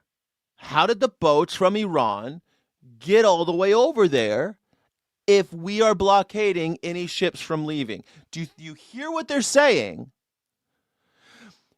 In the same sentence, our Strait of Hormuz blockade is just gangbusters. It's tighter than a duck's ass. But no, we're still finding ships with Iranian flags in the Indian Ocean? The blockade scares them even more than the bombing. They've been bombed for years, but the blockade they hate. When we blasted through one of their... They have been bombed for years. You know who they've been bombed for years by? Iraq. Why was Iraq bombing them? Because America was giving them Scud missiles to send and bomb in Tehran. Scud missiles were great because we could give them to Iraq. Iraq could build them. They didn't have to be that accurate. That was the thing about the Scud. They would go and be vaguely accurate. But if you're just bombing cities randomly in Iran because America wants you to, that works great. But they're not so great at, bombing aircraft carriers. You can't really pinpoint them. But man, when a Scud hit that aircraft carrier back in the 90s, that was news. They were like, ooh, man, maybe these Iraqis are going to put up a fight. Ship's engine rooms, the USS Esperance became our first Navy ship in almost 40 years to fire its deck gun at an enemy boat. The president says Iran's already collapsing financially. They're choking their economy. Our boats are going over there for the first time in 40 years and firing our deck guns at other ships. But they're the pirates. We are strangling their main source of revenue. They can't pay their own people. They're losing $500 million every single day. Karg Island is completely full of oil because they can't transport it to and from. So the president, the cards are in his... So wait, they're losing $500 million a day, but we are losing $1 billion a day? Does that sound right? We're dropping $1 billion a day in Iran. $1 billion.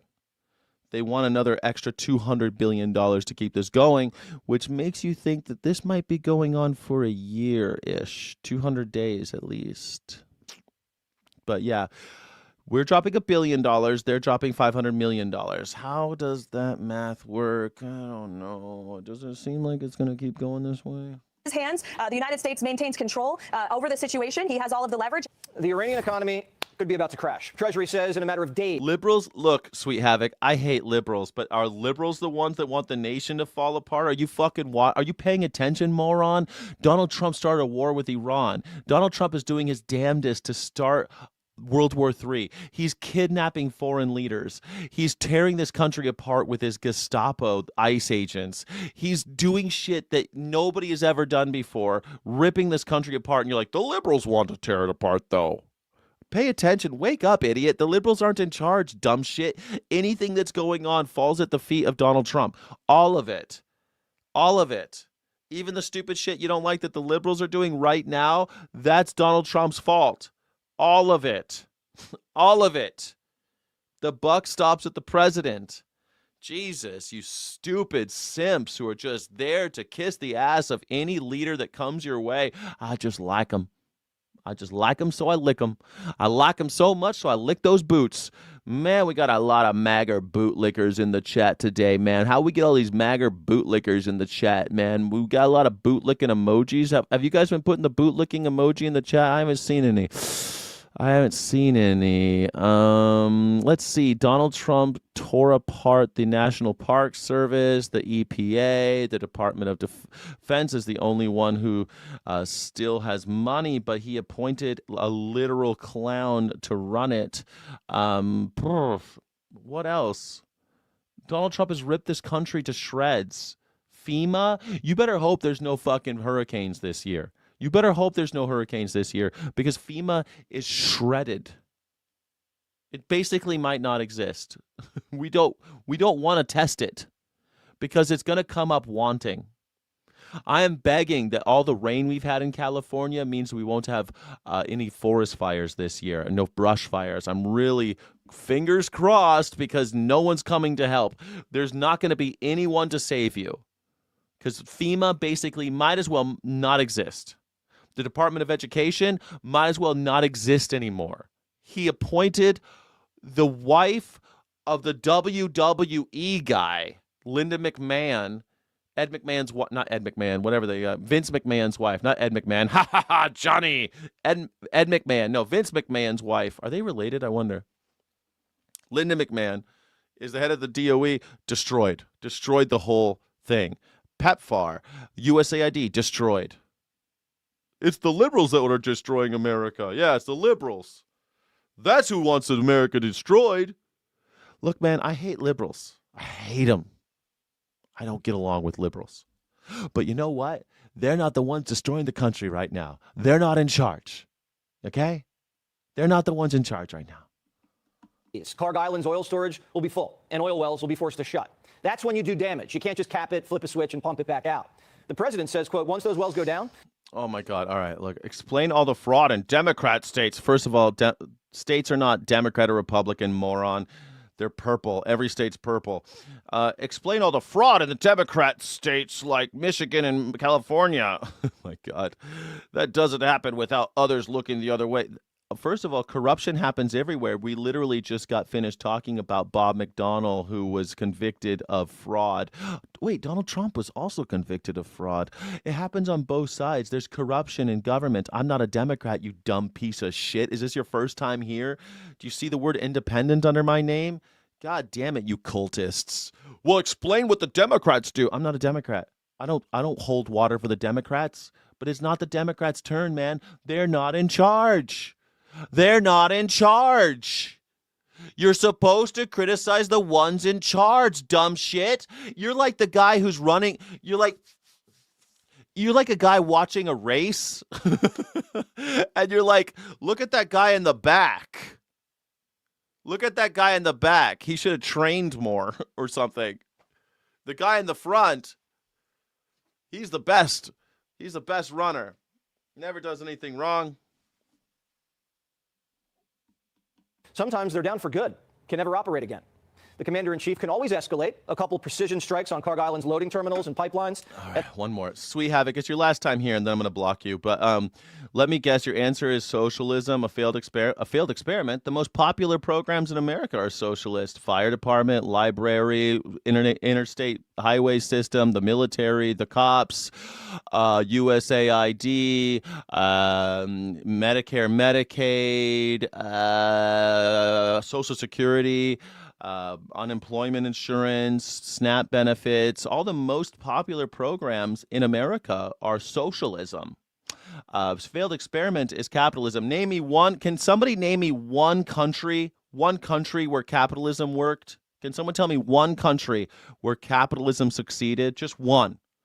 One country where capitalism worked for everybody. Tell me one. Just one. And I'm not even a socialist. I think it's stupid calling yourself a socialist or a capitalist or a communist, because we're going to have to cobble shit together. What I am not is a mercantilist, which is what Donald Trump is. Thinking the world is a zero-sum game with winners and losers. We have to kill everybody else in order to be top dog. That's stupid. But it's also stupid to call yourself a socialist or a communist or whatever, because you're never one. Those are all just theories. You're supposed to cobble things together so that you can make your own that fits with your culture. That's what you're supposed to do. Same thing with philosophy. You're not supposed to just be like, I'm a utilitarian. That's all I am. Oh, I'm a deontologist. That's all I am. I'm a Kantian deontologist. It's stupid. Even Sartre was like, I'm an existentialist, but I'm also, a determinist, but a free will. Like you can put things together and kind of figure out things when you come from many perspectives. Because when you look at things from different perspectives, you can kind of start understanding things. Like if you only see, like you're like the blind man with the elephant, the three blind men with the elephant, but you're only allowed to touch the elephant once, and you have to describe the elephant. Each blind man thinks that the elephant looks entirely different. But a person with sight can walk around the elephant and see all the pieces of the elephant and go, okay, that's what an elephant looks like.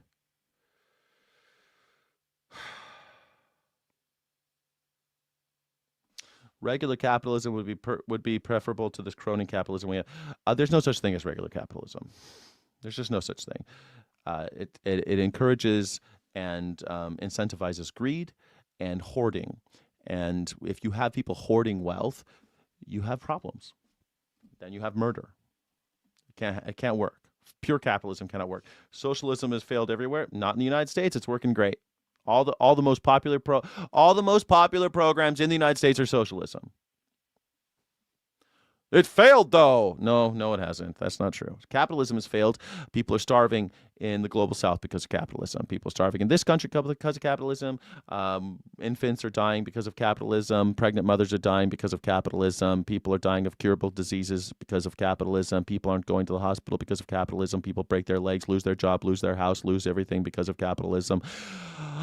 People have abortions because of capitalism. People kill themselves because of capitalism. People are okay with slavery because of capitalism. People own others because of capitalism. People kill 10 billion chickens a year because of capitalism. People kill 50,000 animals every second of every day, 24/7, 365 because of capitalism. In the pursuit of profit and pleasure, everyone is a whore under capitalism. In the pursuit of profit and pleasure, everyone is a slave under capitalism. In the pursuit of profit and pleasure, everyone works at the resort of the global resort owned by billionaires because of capitalism. You think that you're a capitalist when you own no capital. You think that you're a capitalist when you own nothing, when you have none of the ownership of means of production. You think because you have personal property that you own private property, but you don't. You have personal property, but you don't own any private property. You don't own it. Even if you own a house, you don't actually. The bank owns it. And even if you have the house paid off by a miracle, you have a house paid off, you don't own the land. The government owns it. You just pay rent on it through your taxes. So you don't own shit, motherfucker. You're not a capitalist. You're a serf. You're a serf owned by the land. And if you want to leave, you've got to go to your overlords and beg and pay them money because they've decided that liquid will separate you from the means of travel, the means of production, the means of autonomy. They have decided that liquid will be the way to separate you from private property. You'll never own private property, probably. Probably. What are you going to do? Own a car company? You're going to start a car company and own it? You're going to start a grocery? You're going to try to kind of break into the grocery market? What are you going to own? No, you're not going to own shit. You'll be lucky if you own a fucking car. Which, again, is personal property, not private property. Maybe you'll own a fleet of cars someday. That'll be private property. Maybe you own a fleet of cars and you have a bunch of people driving those cars for Uber or something. Maybe you'll own that. That's the best you'll probably do. Their whole economy craters and can't be fixed without a deal. 90% of their crude comes out of there, over 1.5 million barrels a day. Another target, the Iranians also have 200 million barrels of crude sitting on tankers off the coast of China. It's a 5-month supply. It's for emergencies, just ripe for the picking. The president isn't going to lift the blockade until they hand over the uranium. And the blockade's about to get extremely painful. Trump says, quote, people approached me 4 days ago saying, sir, Iran wants to open up the Strait immediately. But if we do that, there can never be a deal with Iran unless we blow up the rest of their country, their leaders included. The United States will be prepared to unless you curse on Seneca the Wormbow fan. Seneca the Wormbow fan, I love you. I love it when you're I love it when you're in my chat, dude. You're so funny. You always say funny shit, man. And I love your handle. Seneca the Wormbow fan. I own a Switch too unless I curse online. Then I own an expensive paperweight. You better not criticize the government while you're online because damn, they'll shadow ban your shit. You'll get shadow banned. Worst jobs president ever. That's true too. Even the things that keep us happy under capitalism are failing. Like affordable coffee. My coffee is up 50%. 50% rise in costs on coffee. 50% in a year. That's unheard of. Gasoline is up 50%. Unheard of. In 1 year? Like gas prices have been high before. In 1 year, 50%? My coffee, 50% in 1 year. Beer costs $3 more, so that's like 30% more on beer because of aluminum tax, because of aluminum tariffs. Under Donald Trump, last time he raised the price of beer because of his stupid aluminum tariffs. My aluminum tariffs are driving me up the wall. I can't buy beer. I'm drinking fucking water like an animal. I'm drinking water out of the toilet like a dog. Major combat operations. I can't even afford. I can't even sparkling water. You can't even buy LaCroix anymore. Do you remember when LaCroix cost like $2.50 for like a 6-pack? And how much does it cost today? How much does a 6-pack cost? A 12-pack, whatever they come in. I think they come in 12 packs. Do you remember they were like $2.99 for a 12-pack of LaCroix? But now that aluminum tariffs got them up to almost $6. Jesus. At any time, but especially by this weekend, when the USS Bush will be in theater, making it 3 carrier strike groups lurking in the waters near Iran. The USS Boxer still making steady progress to the Gulf. Yeah, even Bush beer is expensive. I know. It's because it's the aluminum. It's not the beer that's going up in price. It's the aluminum that's going up in price. And then if you try to buy it, you're like, oh, the bottles are cheaper. Go to the store and look at the bottles being cheaper now. It's crazy.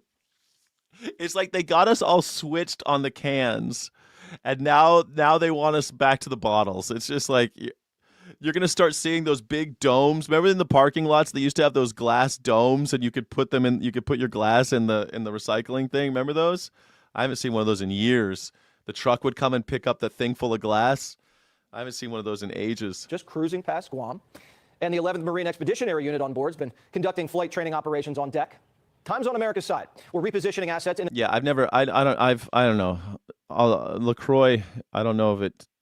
Some flavors are different. I don't know, but I don't normally drink LaCroix, but I do like sparkling water. I'll usually just buy the cheap. Like again, Trader Joe's is right by my house, so I tend to go there because they're cheap and they're right there. And I don't buy that much stuff. I make most of my food at home, and I buy like dry beans and stuff. You know, I make my own stuff. I think that people need to start learning how to cook for themselves. Like, I haven't spent money on food this week. I have not spent money on food this week. Zero. I spent zero. But it's crazy to me. $2 Chuck wine is like $4.50 Chuck wine now. $4.50 Chuck. $2 Chuck is $4.50 now. A strategic and orderly fashion. The president says there's no time pressure on this. He just wants a good deal, and Iran can never have nukes. The regime's dysfunctional. Their military and military-industrial complex pretty much gone. And checks are starting to bounce because the U.S. Navy's squeezing them like a loan shark. But John Kerry, who handed the Iranians cash to build bigger missiles and deeper tunnels. Yeah, do you remember when you said that LaCroix 8-pack is $4.99, usually not on sale $3.99. Remember when it was $2.99? Not on sale $2.99? Do you remember when it was like $2.50 like 2 years ago? Do you remember when I was on the road? I would buy, because LaCroix and all of them kind of are the same price. I'd buy like bubbly or one of the ones that don't have too much flavor. I kind of just like the water, but just like a little flavor. But you know, they all cost like $2.50 for an 8-pack. And now $3.99 on sale, $4.99 as a regular price. Like, that is in a very short amount of time. You're right. You know, everyone's like, prices always go up. Prices do go up, but Donald Trump promised they would go down. That has not happened. They've continued to go up by a lot. A lot. He said gas prices would go down. They did not go down. They went up by a lot. He said there would not be a war in Iran if he were president, and he would start no new wars. He has started many wars now, at least 2 big ones. One really big one, huh? He said that the war in Ukraine would be over day 1 after his election, not even in the inauguration. But after the election, he would be able to end the war before he even took office. Not the case. He said the war in Gaza would be over. Thousands of people have been killed since the ceasefire. What are we talking about? I won on groceries. Everything's more expensive. And you know, I don't eat cow flesh or any animal's flesh, but cow flesh is up by like 70% right now. Some places up over 100%. Some places. What are we talking about here? But we're giving Argentina fucking $50 billion. He gets bribed by JBS, the largest animal processor in the world.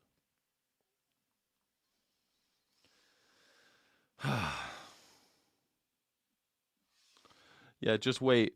Those glass bottles will get replaced with plastic when they find out that it's cheaper and the company can make more profit.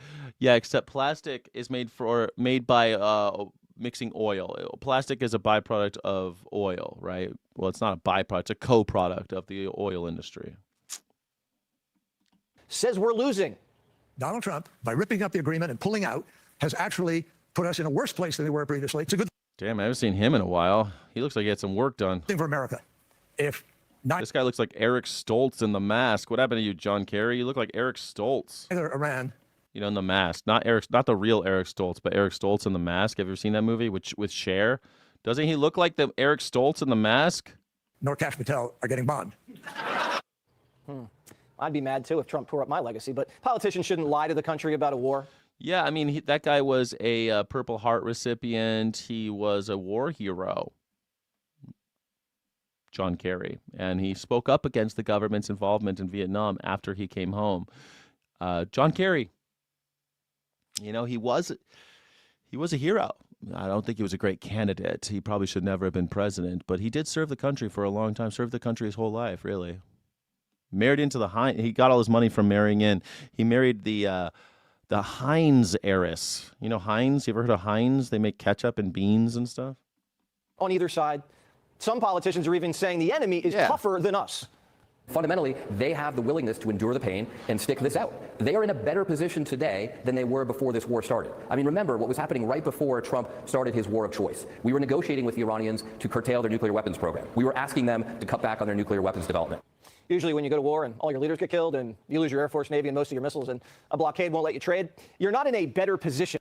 When you go to war, Iran didn't go to war, asshole. Iran was attacked. Iran was negotiating in good faith. America said that we were negotiating in good faith, but then we bombed them during the negotiations. That's what happened, okay? Now, you could try to justify that, but that's what happened. We pretended like we were negotiating in good faith, and then we started bombing and killing people. Jesse Waters plays like, oh, well, if you go to war and you get all your people killed, that's your fault. They didn't go to war.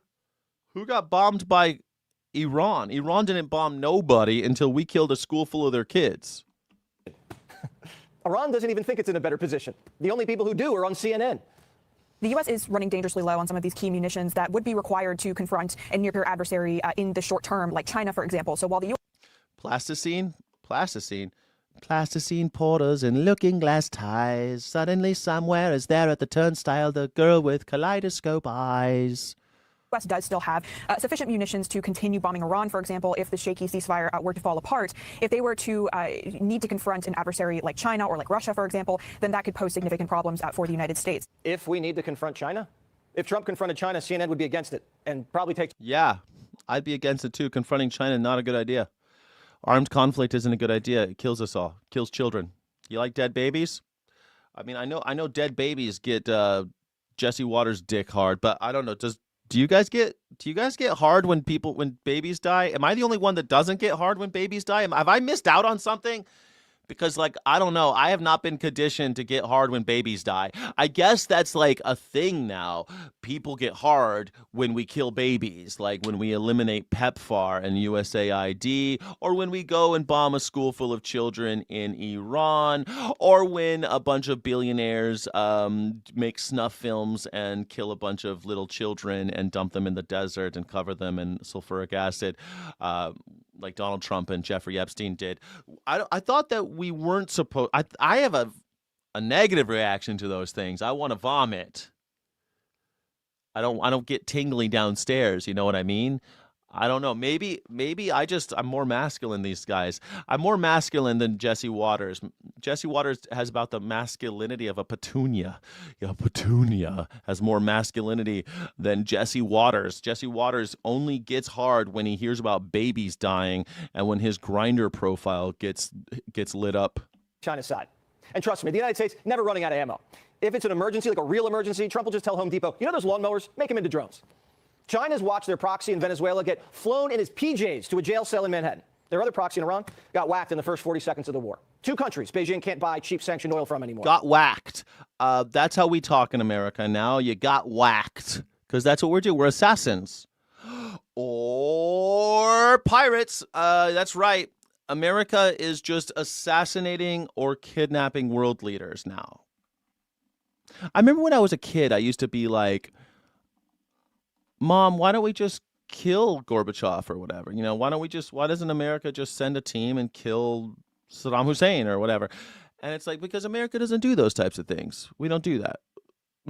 We capture people and we go to war and we have trials and we do like we did with Saddam Hussein, where we made a puppet government and forced them to try Saddam Hussein and then force them to change their constitution so that the death penalty is available to them, and then we hang him. We don't hang him. They hang him.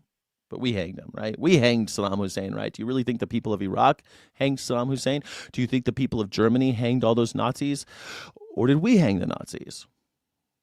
But they got trials, you see. We at least try to pretend that due process is followed. We try to pretend like the lowest bar of a democracy is still maintained. Habeas corpus, due process, those types of things. We pretend, but not anymore. Not anymore. Now we just execute people. Like MLK Jr. Good point. The FBI killed MLK Jr. Huey P. killed Fred Hampton. Yeah, exactly. FBI killed all those leaders. Scientists as well. Indeed. I bet Jesse Waters could beat Jack in a boxing ring or Ultimate Fight UFC. Man, he couldn't beat me. Are you kidding me? I would doubt he's ever been in a fight. I've been in lots of fights. I don't think he's ever been in a fight. Plus, I studied a little bit when I was a kid. I did kung fu lessons and stuff. I'm pretty good. Yeah. 6'5". Yeah, I'm also 6'5". I weigh 240 pounds. I weighed myself yesterday. I lost 5 pounds. I'm 240 pounds and 6'5". So I got that reach too. Plus, I've been punched. I'm not shocked when I get punched. I'm not shocked when I get hit. I'm not like, oh my gosh. like I've been in fights. So no, I think I could take Jesse pretty easily. Now they have to pay full price. And now they're buying a lot more from us. They're also watching the U.S. Navy gain footholds in trade choke points that their country relies on for survival. And what kind of allies are China if they can't even lift a finger to help their friends? Iran's the world's #1 state sponsor of terrorism, and without money, their terror proxies aren't getting paid. Seems like America's #1 state sponsor of terrorism. Now that is something is that what he just said? I agree. According to reports, the Trump administration is close to a $500 million bailout to save Spirit Airlines. Weird, man. Last week, I was talking about Spirit Airlines going out. They're liquidating all of their planes and stuff. But $500 million bailout of Spirit Airlines? Why? Why would we do such a thing? Yeah, the CEOs. We're taking the money from American citizens and bailing out private corporations again. Why don't we just have... How come the people don't own airlines? How come the United States people, the people of the United States of America, don't just own the airlines if we just keep bailing them out? Why don't we build trains? We've already spent over $50 billion in Iran killing children. That would more than finish the high-speed rail in California. $50 billion. $50 billion, bro. We'd get more out of trains. We could just build trains. High-speed rail. For some reason, China has high-speed rail. We don't. Jesse Waters is talking about all this shit on China. They got high-speed rail. We're bombing Iran. Who's winning? 90% of Chinese people own their own home. 90%. Not to say that they don't have problems. China's got big problems. But 90% of the people of China own their own homes. Less than 50% own their own homes in America. And usually it's the bank that actually owns them. Chinese people, they don't have 30-year mortgages. 30-year mortgage. Think about how fucking obscene. I remember someone told me a 5-year loan on a car. I was like, Jesus, I'm going to be driving this car for 5 years, paying this fucking thing off. And then someone told me 30 years on a house. Holy shit, 30 years? What's the point? I thought I would never own a house. And now I own a house because my mom died. And I stress. I'm so fucking stressed owning a house. I want to sell it and move into an apartment because, god damn, it's just stress and stress and stress and stress. It's painful. Spirit was like, with $500 million, our planes can have 2 wings again. Amazing. You'll know Trump owns Spirit Airlines when they have a list of everyone who flew on the plane but won't release it. That's late night's take on a potential rescue deal. Yeah, they're talking about, I don't think that's a thing yet, James Irwin. If it is, I haven't heard of a real 50-year loan yet, but I have heard of that becoming a thing, a 50-year home loan, 50-year mortgage. So that if you're 30 and you get into a 50-year mortgage, what's the point? It's hopefully to build equity and borrow against it. You're just treating your domicile as a bank account so that we can get to another economic collapse where the corporations buy all our homes. Like, that's the other thing that they do. Like, that, you know what I'm really stressed about? Because I live in an area that's kind of desirable. Places like Zillow and big corporations, they buy up houses and then they sell one at a really high price, and that raises the value in a bullshit way so that all your property tax goes up, and now you can't afford to live here because you can't afford the tax. So you got to sell. And who are you going to sell to? The same guy who just pulled that scam. It's a common scam now in America for these big corporations to buy a few units, sell them at a high price to another one of their subsidiaries. So it's just a cash transfer within their own company. It drives up the property value artificially, raises the tax basement, and therefore you can't afford, the regular old dude like me just barely making it, can't afford to live here anymore. What am I fucking doing here? Rent is BS too. You're still renting. Exactly. I'm still renting. 100%. I'm renting and I got to worry about the water heater. At least when I was renting, I didn't have to worry about the water heater. They just replaced the water heater. I got a leak in my water heater. I'm fucking trying to save up money for a new water heater. And guess how much those cost? Thousands of dollars that I ain't got. God damn. God damn it. I love California, man. I'm thinking about just sell, but this house is worth enough. I could sell it and move to New Mexico and just not pay anything anymore. Just buy a house in cash. I think about that every day, but I love it here, man. And moving is such a hassle. I hate moving. Such a hassle. So much work to move.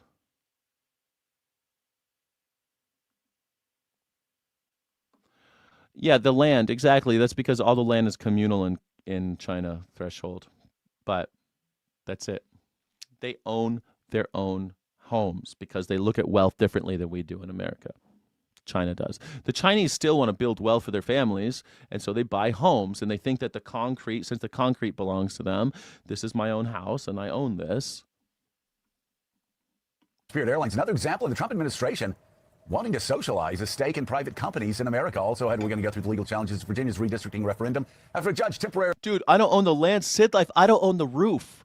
I share the roof because it's like a triplex. So I own the center unit, and I own the slab, I guess. I own the inside. I own the walls, but I don't own the roof. You kidding me? In America, we're so fucking crazy. I don't own shit. I own like people think that I made out because I inherited a house. I inherited a mortgage. That's what I inherited.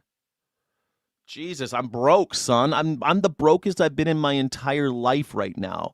I am more broke than I've been since I'm not as broke. No, I've been broker. But this is the brokest I've been since I was in my early 20s. Bumming around, hitchhiking, stealing food. When I was in my 20s, I had a short amount of time where I was like shoplifting food and hitchhiking and shit. In Europe, it was a different life. Blocked a measure that the voters actually approved Tuesday night, which is probably why that will be overturned. Plus, the New York Times investigative reporter Michael Schmidt joins us. Get this.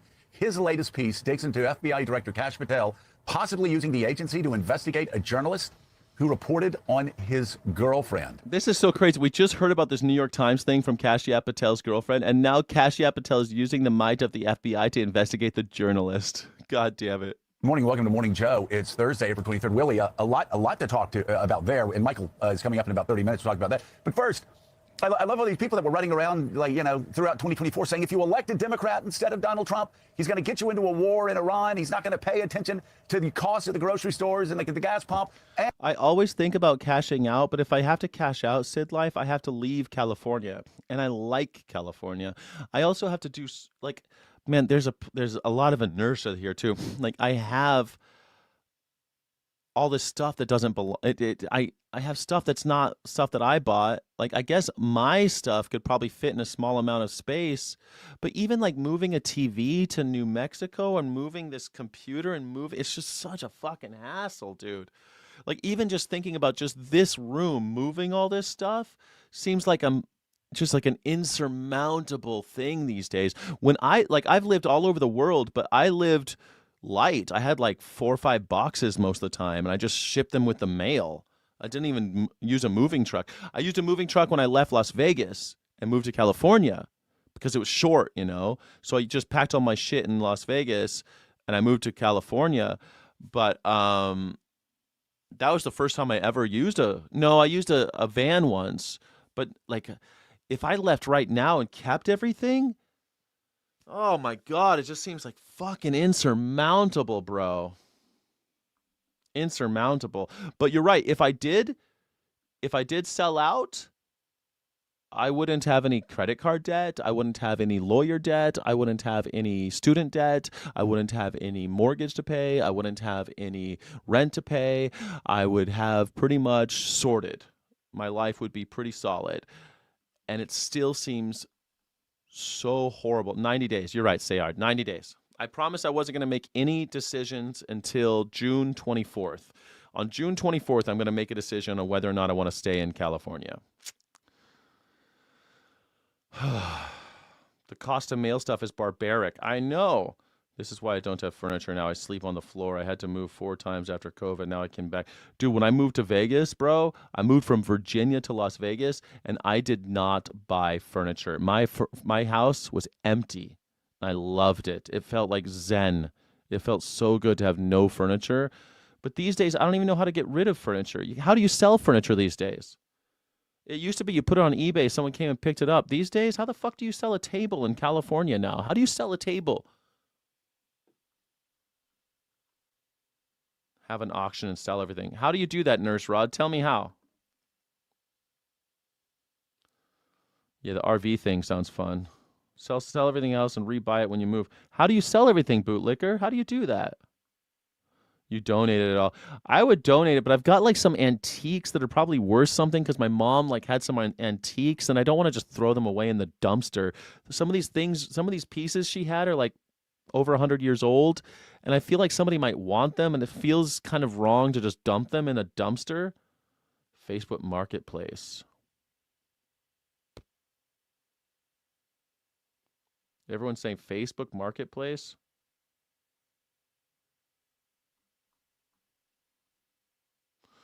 Auction sounds good. I mean, I don't know how to do that. Take that shit to the pawn shop, maybe value. Oh, they're like pieces of furniture. A yard sale, maybe. I wouldn't know what to price them at. Take them to, look at what you guys are saying. Take them to an antique shop and have them appraised. I'd have to rent a truck for that and then load them and then bring them over and do all these things. Like, you guys don't realize how much trouble all that shit is. That's so much trouble. That's exactly what I'm trying to avoid. The stuff on auction. I don't know what's expensive and what's not. Take pics, genius. Do raffles and have the winner just pay shipping. I love that. Call an auction company. They'll do everything. I should do that. And they just take a percentage, right? Take the photos. Yeah, I think you're right. Maybe that's what I should do. I'm glad we had this talk. Thank you. I'm glad we had this talk. But I'm not making any decisions until June 24th. June 24th, I'm going to decide whether or not I want to leave California. And it's a hard decision because it took a lot to get back to California. I left California in 2008, and I came back in 2018. I came back. I think I came back in 2017 or 2018. And let me tell you, man, it was hard. I love California. It was hard living in all those other states and everything, living in all those other places. I love California. I'm Californian. I was born here, you know. I love it here. I love Californians. I like people in California. And it's hard. It's easy to leave. It's hard to come back because it's expensive to move here. It's really good to leave because you're rich when you leave, but when you come, you're fucking poor. Like when I came to the United States, I had $15,000 in the bank. I felt rich, but I was poor. I got rid of that in a year. Yeah. Google AI is good for looking at prices. Get the F out. Now you owe me, Jack. Yeah. Insurance appraiser. Where do I live now? Southern California.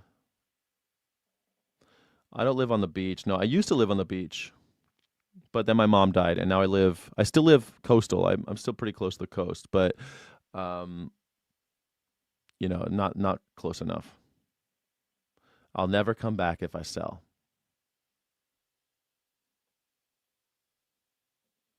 I know 15,000 isn't anything anymore. I know I had 15,000 in the bank back in 2018. Yeah. All Gavin Newsom can take now is your soul. Stay in California and completely declutter. That I like. I like that idea. Maybe I need to have a conversation with Claude to figure out how to declutter and think about ways to do that. It seems like so much fucking work, but you know, it's probably worth it. Just do some Marie Kondo in my life. I've done it before. Unsustainable.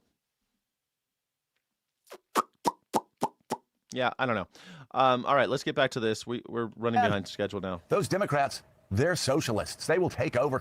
Socialism is actually taking over private industry. It's what Clement Attlee did in Great Britain before Margaret Thatcher reversed it. Now we're going the opposite direction with the Trump administration socializing parts of our industry. Eric Erickson saying, this is a socialism you said you were voting against. And yet, here we are, Willie. And it happens time and again. We talked about this several months ago with Intel. We're going to take a stake in this. We're going to get a cut of it. Donald Trump seeing these companies as business partners of the United States government. I think the generous term would be state capitalism, but socialism may fit a little better. And as you say, this falls into the long list of things that, well, Republicans, conservatives, certainly Donald Trump himself said would. It's so funny to me that people now in America, people that come into my chat say socialism's so bad, I hate socialism, it's the worst. And Donald Trump just bought, on behalf of the American people, a piece of Spirit Airlines because they were liquidating, and he's infusing them with $500 million, and he bought 10% of Intel. What's going on? Why are we taking stake in private companies? Now, don't forget that Mussolini, who named fascism, says he made a mistake by calling it fascism, because what fascism is at its core is the cooperation of corporations and the government. He said that it should have been called corporatism, that he should have named it corporatism. This is it. We're seeing it. It's not, they keep on calling it socialism or capitalism plus, or what they call it, government capitalism. It's so stupid. This is fascism. That's what it's actually called. Mussolini called it that. Now, you could call it corporatism because Mussolini said he accidentally named it the wrong thing. But fascism sounds so bad, sounds so mean, doesn't it? But, you know, Benito Mussolini, he said it should have been called corporatism. And that sounds so friendly these days because Americans love corporations. They're the best. They never did anything wrong to us, did they? They're the greatest. We love corporations. I love corporations. Way to go, corporations. You're the best. Thank you for everything you do for me. This is corporatism, which is fascism. When Donald Trump gets a stake for the American people in these companies, rather than just have the American government run these things, why doesn't the American government just have a fucking airline then? We just do it.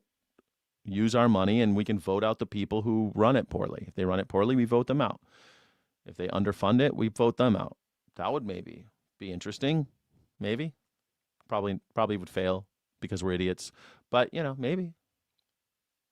Maybe California should have its own airline that just is paid for by the people of California. And if you are a resident of California, you get this price, but if you're a resident of Texas, you get that price, and it's more. I like that idea. Kind of like the UC and Cal State system. If you're from Texas and you want to come to UC Santa Barbara, you pay almost triple the price. But if you're a Californian, you pay way less because we take your taxes for it. And we took your dad's taxes and your grandpa's taxes. Cal Air. That's it. I think we should do it. What do you think? Cal Air. Like Medi-Cal or Air Cal. You like Air Cal or Cal Air? I like Cal Air. Cal Lexico. We call it Cal Air. I like it. Let's do it. Don't let Newsom set up. Well, Newsom's on his way out, guys. Newsom's not going to be president anymore. Newsom's way worse. Newsom's too much of a corporatist. Newsom loves corporations too. Don't forget, Newsom, in his weird fascist bullshit PG&E thing, let PG&E kill over 80 people in the most deadly fire in the history of America. One of the worst wildfires in the world ever. And it was caused by negligence. And if it was caused by a person, that person would probably go get long prison time. And nobody went to jail. In fact, the corporation still exists. It's called PG&E. Look it up. Gavin Newsom gave him a slap on the wrist. But you know why? Because Gavin Newsom took lots of money from PG&E. I hate Gavin Newsom because of that, and I'll never forgive him for that. Never. As far as I'm concerned, Gavin Newsom killed those people. And I don't trust Gavin Newsom. I like the way he talks, but him as president, are you fucking joking me? I don't vote for people because I like the cut of their jib. Gavin Newsom's a disgrace. Last week, Dr. Serena Fairfax, a dentist, mother, and soon-to-be ex-wife of former Virginia Lieutenant Governor Justin Fairfax, was shot and killed by her husband inside their Virginia home. Don't forget, Gavin Newsom's also Eskimo brothers with Don Jr. You think that these people aren't friends? You think he and Don Jr. aren't friends? You think they don't know each other when they share women? That Gavin Newsom's ex-wife jumped into bed with Don Jr. You don't think that they know each other, that they go to the same parties and hang out together? You don't think Gavin Newsom and the Trump clan are cut from the same cloth? Do you really think they're so different? I know on my call-in show, I do Morning Sky, but then I do the call-in show at 1 p.m. on Pacific. You can call in and talk to me. so many people like to try to tell me that, oh, the Democrats and Republicans are totally different. Really? Gavin Newsom, the lunatic leftist Gavin Newsom, the scary lunatic leftist, bends over backwards to fuck us over with his corporate bullshit. He also made all of his money selling alcohol to people. He made his money in liquor distribution, which is a mafia thing, dude. It's all run by the mafiosos. And he won't touch the stuff. He says he's a recovering alcoholic and doesn't touch a drop. He won't drink a drop, just like Donald Trump. Won't touch it, won't touch the stuff. But he'll sell it to you. He'll sell it to you all day long.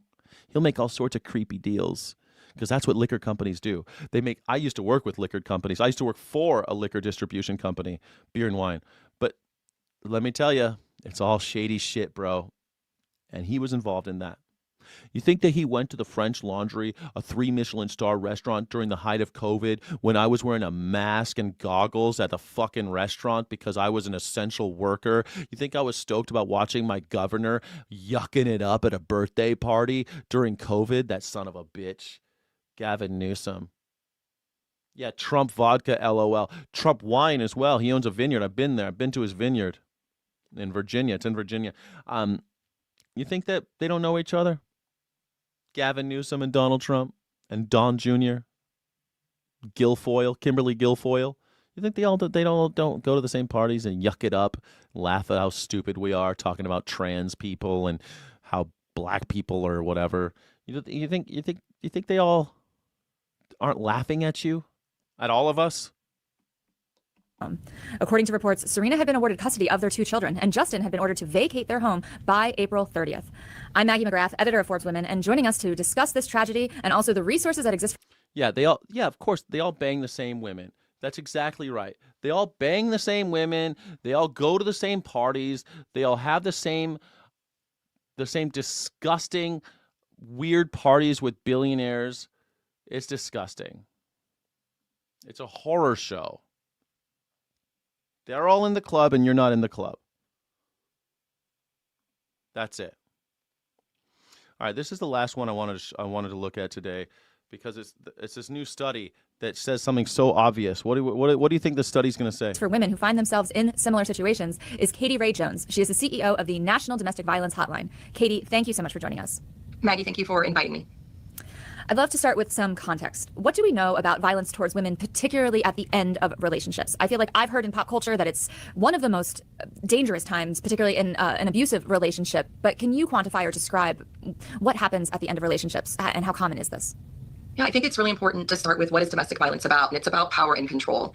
When someone communicates to their partner or begins to exit the relationship, this is when the partner really feels as if they're losing the control over the person, and we know violence can definitely escalate at that point. We will often talk to women about preparing for their exit and safety planning because we know statistically that if someone tells their partner they're planning on leaving, the chance of homicide, increased lethality increases by 70%.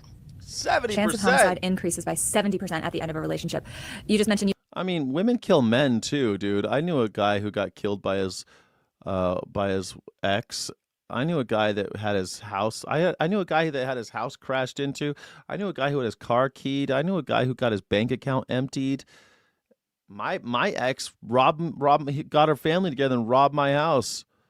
I mean, shit. I don't know. It seems weird to me.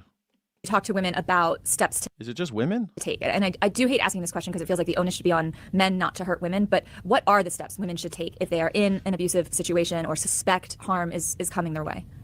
It's critical to have a safety plan. I will always say a victim survivor knows their partner the best and what they think they might be capable of. It's important to trust your instincts and also plan for the worst. So talking to an advocate, whether that's at the national... Yeah, I guess violence is a thing, right? Adam Lomax. I guess you're right. I don't know what constitutes violence here. Like, keying a car isn't violence, robbing someone's house isn't violence.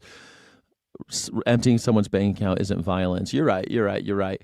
I feel like men don't think like that. I feel like men immediately, it's just like, I think so many men just reach for the gun, you know what I mean, for everything. It's always like, oh, I got a problem to solve because I feel bad. Violence. I feel like a lot of guys choose violence and a lot of women choose sneakier shit, right? I don't know. It seems you're right. I guess but though both sexes, if you're ending a relationship, your guard should be like, you should go in defense mode. If you're breaking up, defense mode. Block, block, block, block, block, block, block. Man. I don't know, man. I just went through a breakup. I'm going through a breakup. And I don't really feel, I'm angry. But I don't feel like murder. I don't feel like murder. I don't know why. I guess guys, there's so many guys that just they have their whole identity is all like they feel like they lost their manhood if a woman leaves them or something. I don't know. What is that? What is that about guys? They want to kill. Domestic violence hotline or a domestic violence program in your local community, and communicating about the needs to have a safety plan is critical. A safety plan is a tool that is developed with you personally, taking into account what you know about your abusive partner and steps you can take to make sure you can exit as safely as possible. That includes assessing whether there's weapons in the home, are there children involved, and preparing for that exit safely and where you're going to go. And maybe that's letting family and friends know, I'm planning on this, I may need to make a quick exit, being thoughtful about it, and planning that transition safely. You mentioned considerations such as, are there... No, seriously, women should learn how to shoot a gun. You don't think women should learn how to protect? Women should learn how to. Women should go to kung fu classes, kickboxing, or gun training, whichever one you like. Whichever one you like. I think women should go to boxing. It makes your body feel good. I mean, if you have the money, go to kickboxing classes. You don't really have to actually do the violent side. You know, you do some sparring and stuff, but usually with other women, go get some kung fu training. Fuck Pilates and all these other things. If I were a woman, martial arts builds character and confidence. Any deep voice ASMR? Sure. Buy a gun. Go out there and buy a gun and protect yourself, because no one will protect you. If you call the cops when someone is hurting you, they'll show up 2 hours later and hope that you're still alive.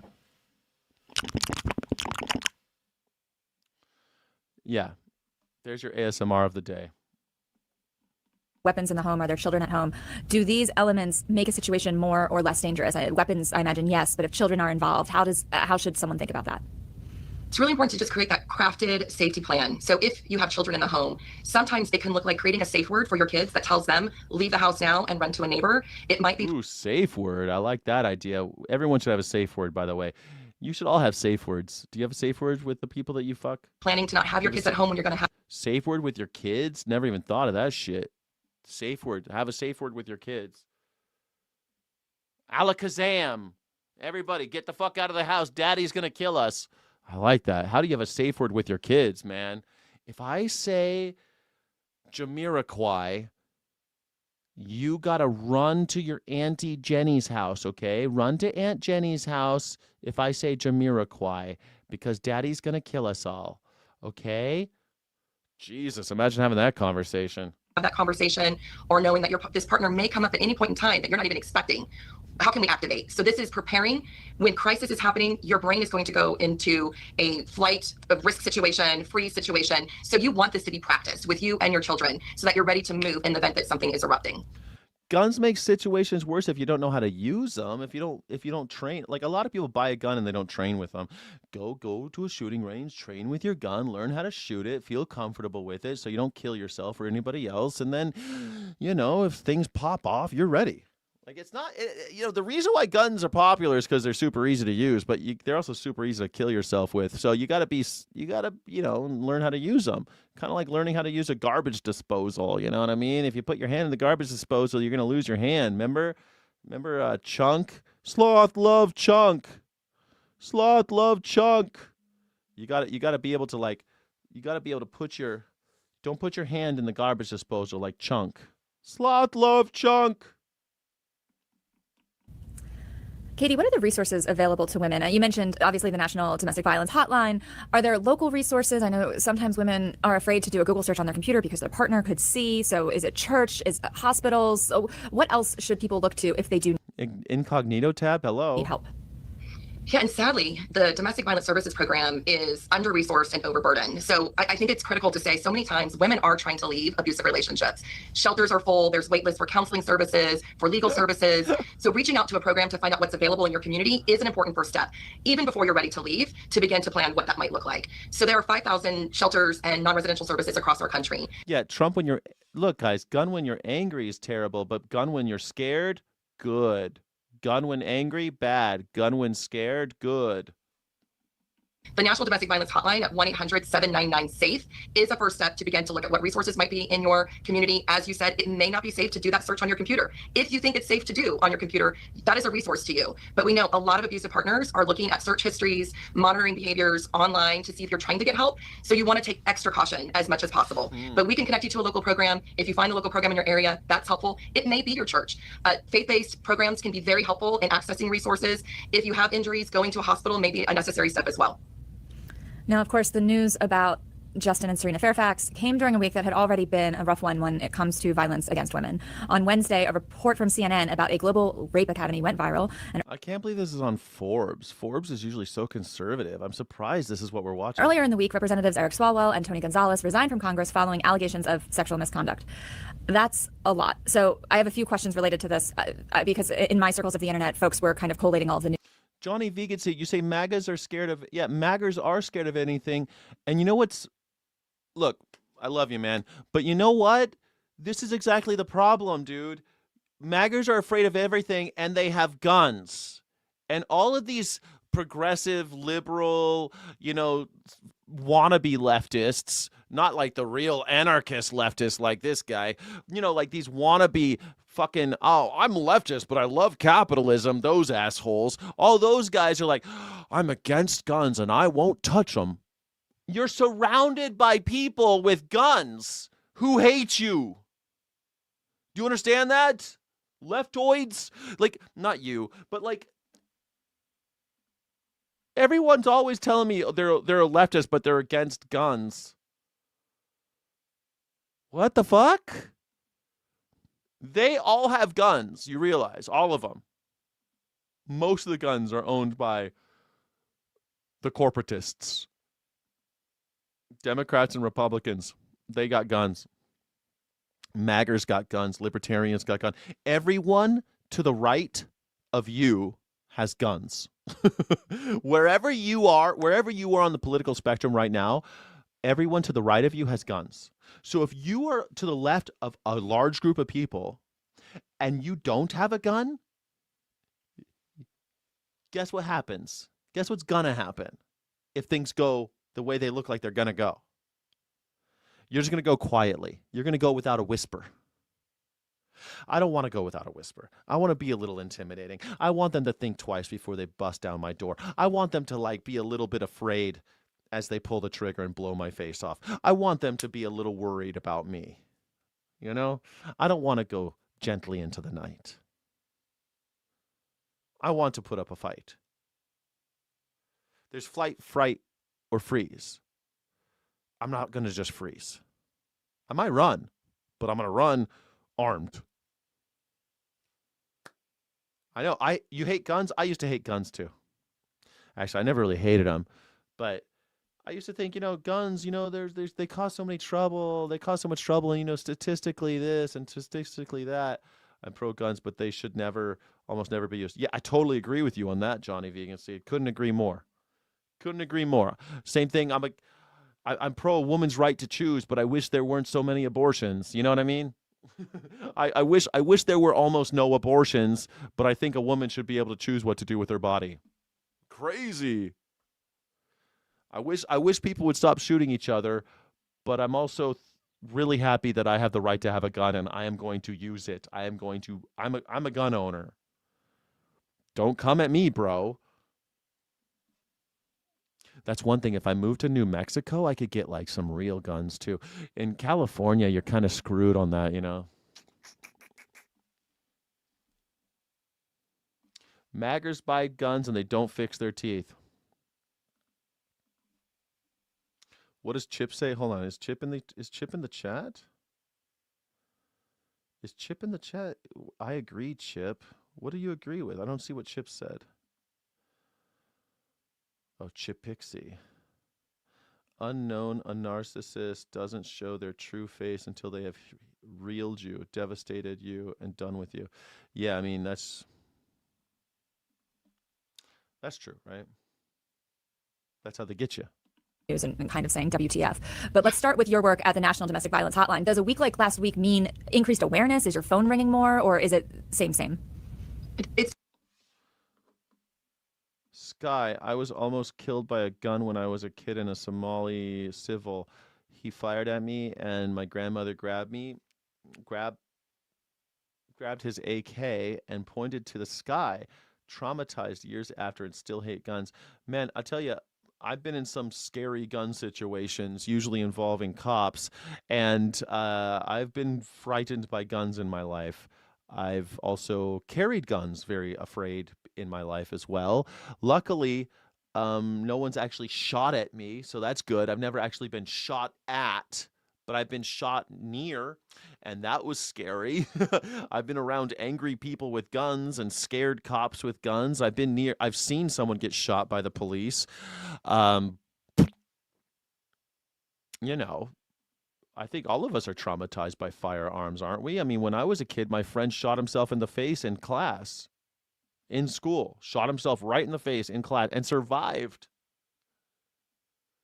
When I was in school, in my school years, there were 3 shootings in my school. And I went to 3 different schools, 3 different school shootings. Not like we do them today, not like today, but shootings. Not mass shootings like that. I mean, I lived in Las Vegas, right down the street from the worst shooting in American history.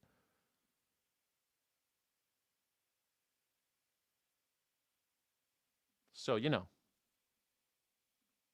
Yeah, I'm sorry. Like I'm traumatized too. I think all of us are, right?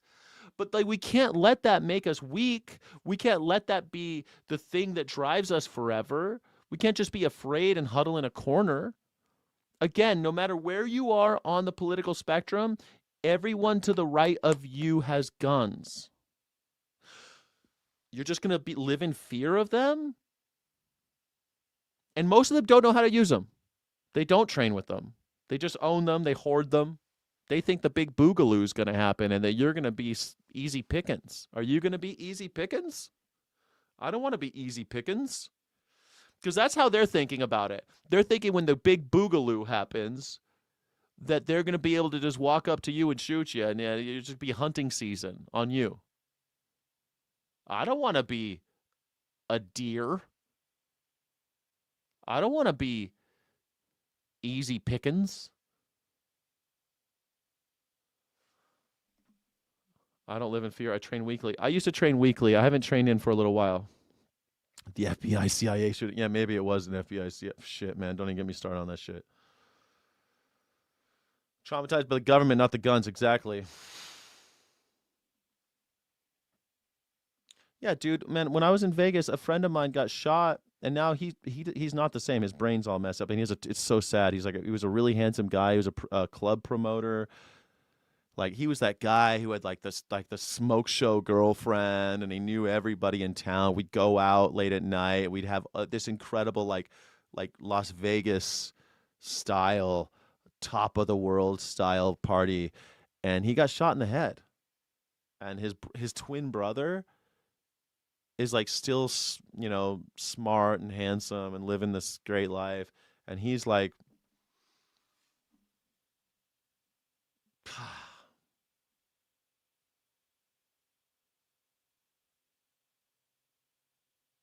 anyway, the guy we all knew will be really successful and now had brain injury. Yeah. Anyway, that's the show. My name is Skyjack Morgan. I'm an independent news and culture commentator, free speech and critical thinking advocate. This is the #1 news reaction show on YouTube, The Morning Sky Show. Thank you so much. Thank you so much for being here. I really do appreciate you. And this is the end of the show because it's supposed to be a 2-hour show and it's gone 2.5 hours. And I'm still going to do the afterglow. If you're a channel member, a Sky City Rebel, please join me. Thank you to all the channel members. Thank you, channel members. I really do appreciate you. You're the best. And I hope that you'll join me for the afterglow. It is members only. And we'll talk for a little while, do the poetry thing, and chat a little bit. And then we'll be gone. Later on, I'll do the 1 o'clock show. Is in a few hours, 4 hours or something. We'll do a show called 5 hours. Math. I was an English major. And we will. We're gonna call it this. We're gonna call it the Skyline. It's just a call-in show. The Skyline. You can tune in, and it'll be lots of fun.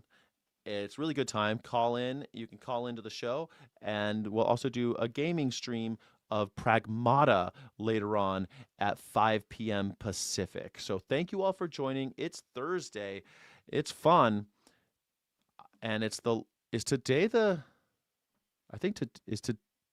season finale of Pitt? No, last week was the season. The movie Skyline is awesome too. Oh, I don't know the name. I don't know the movie Skyline.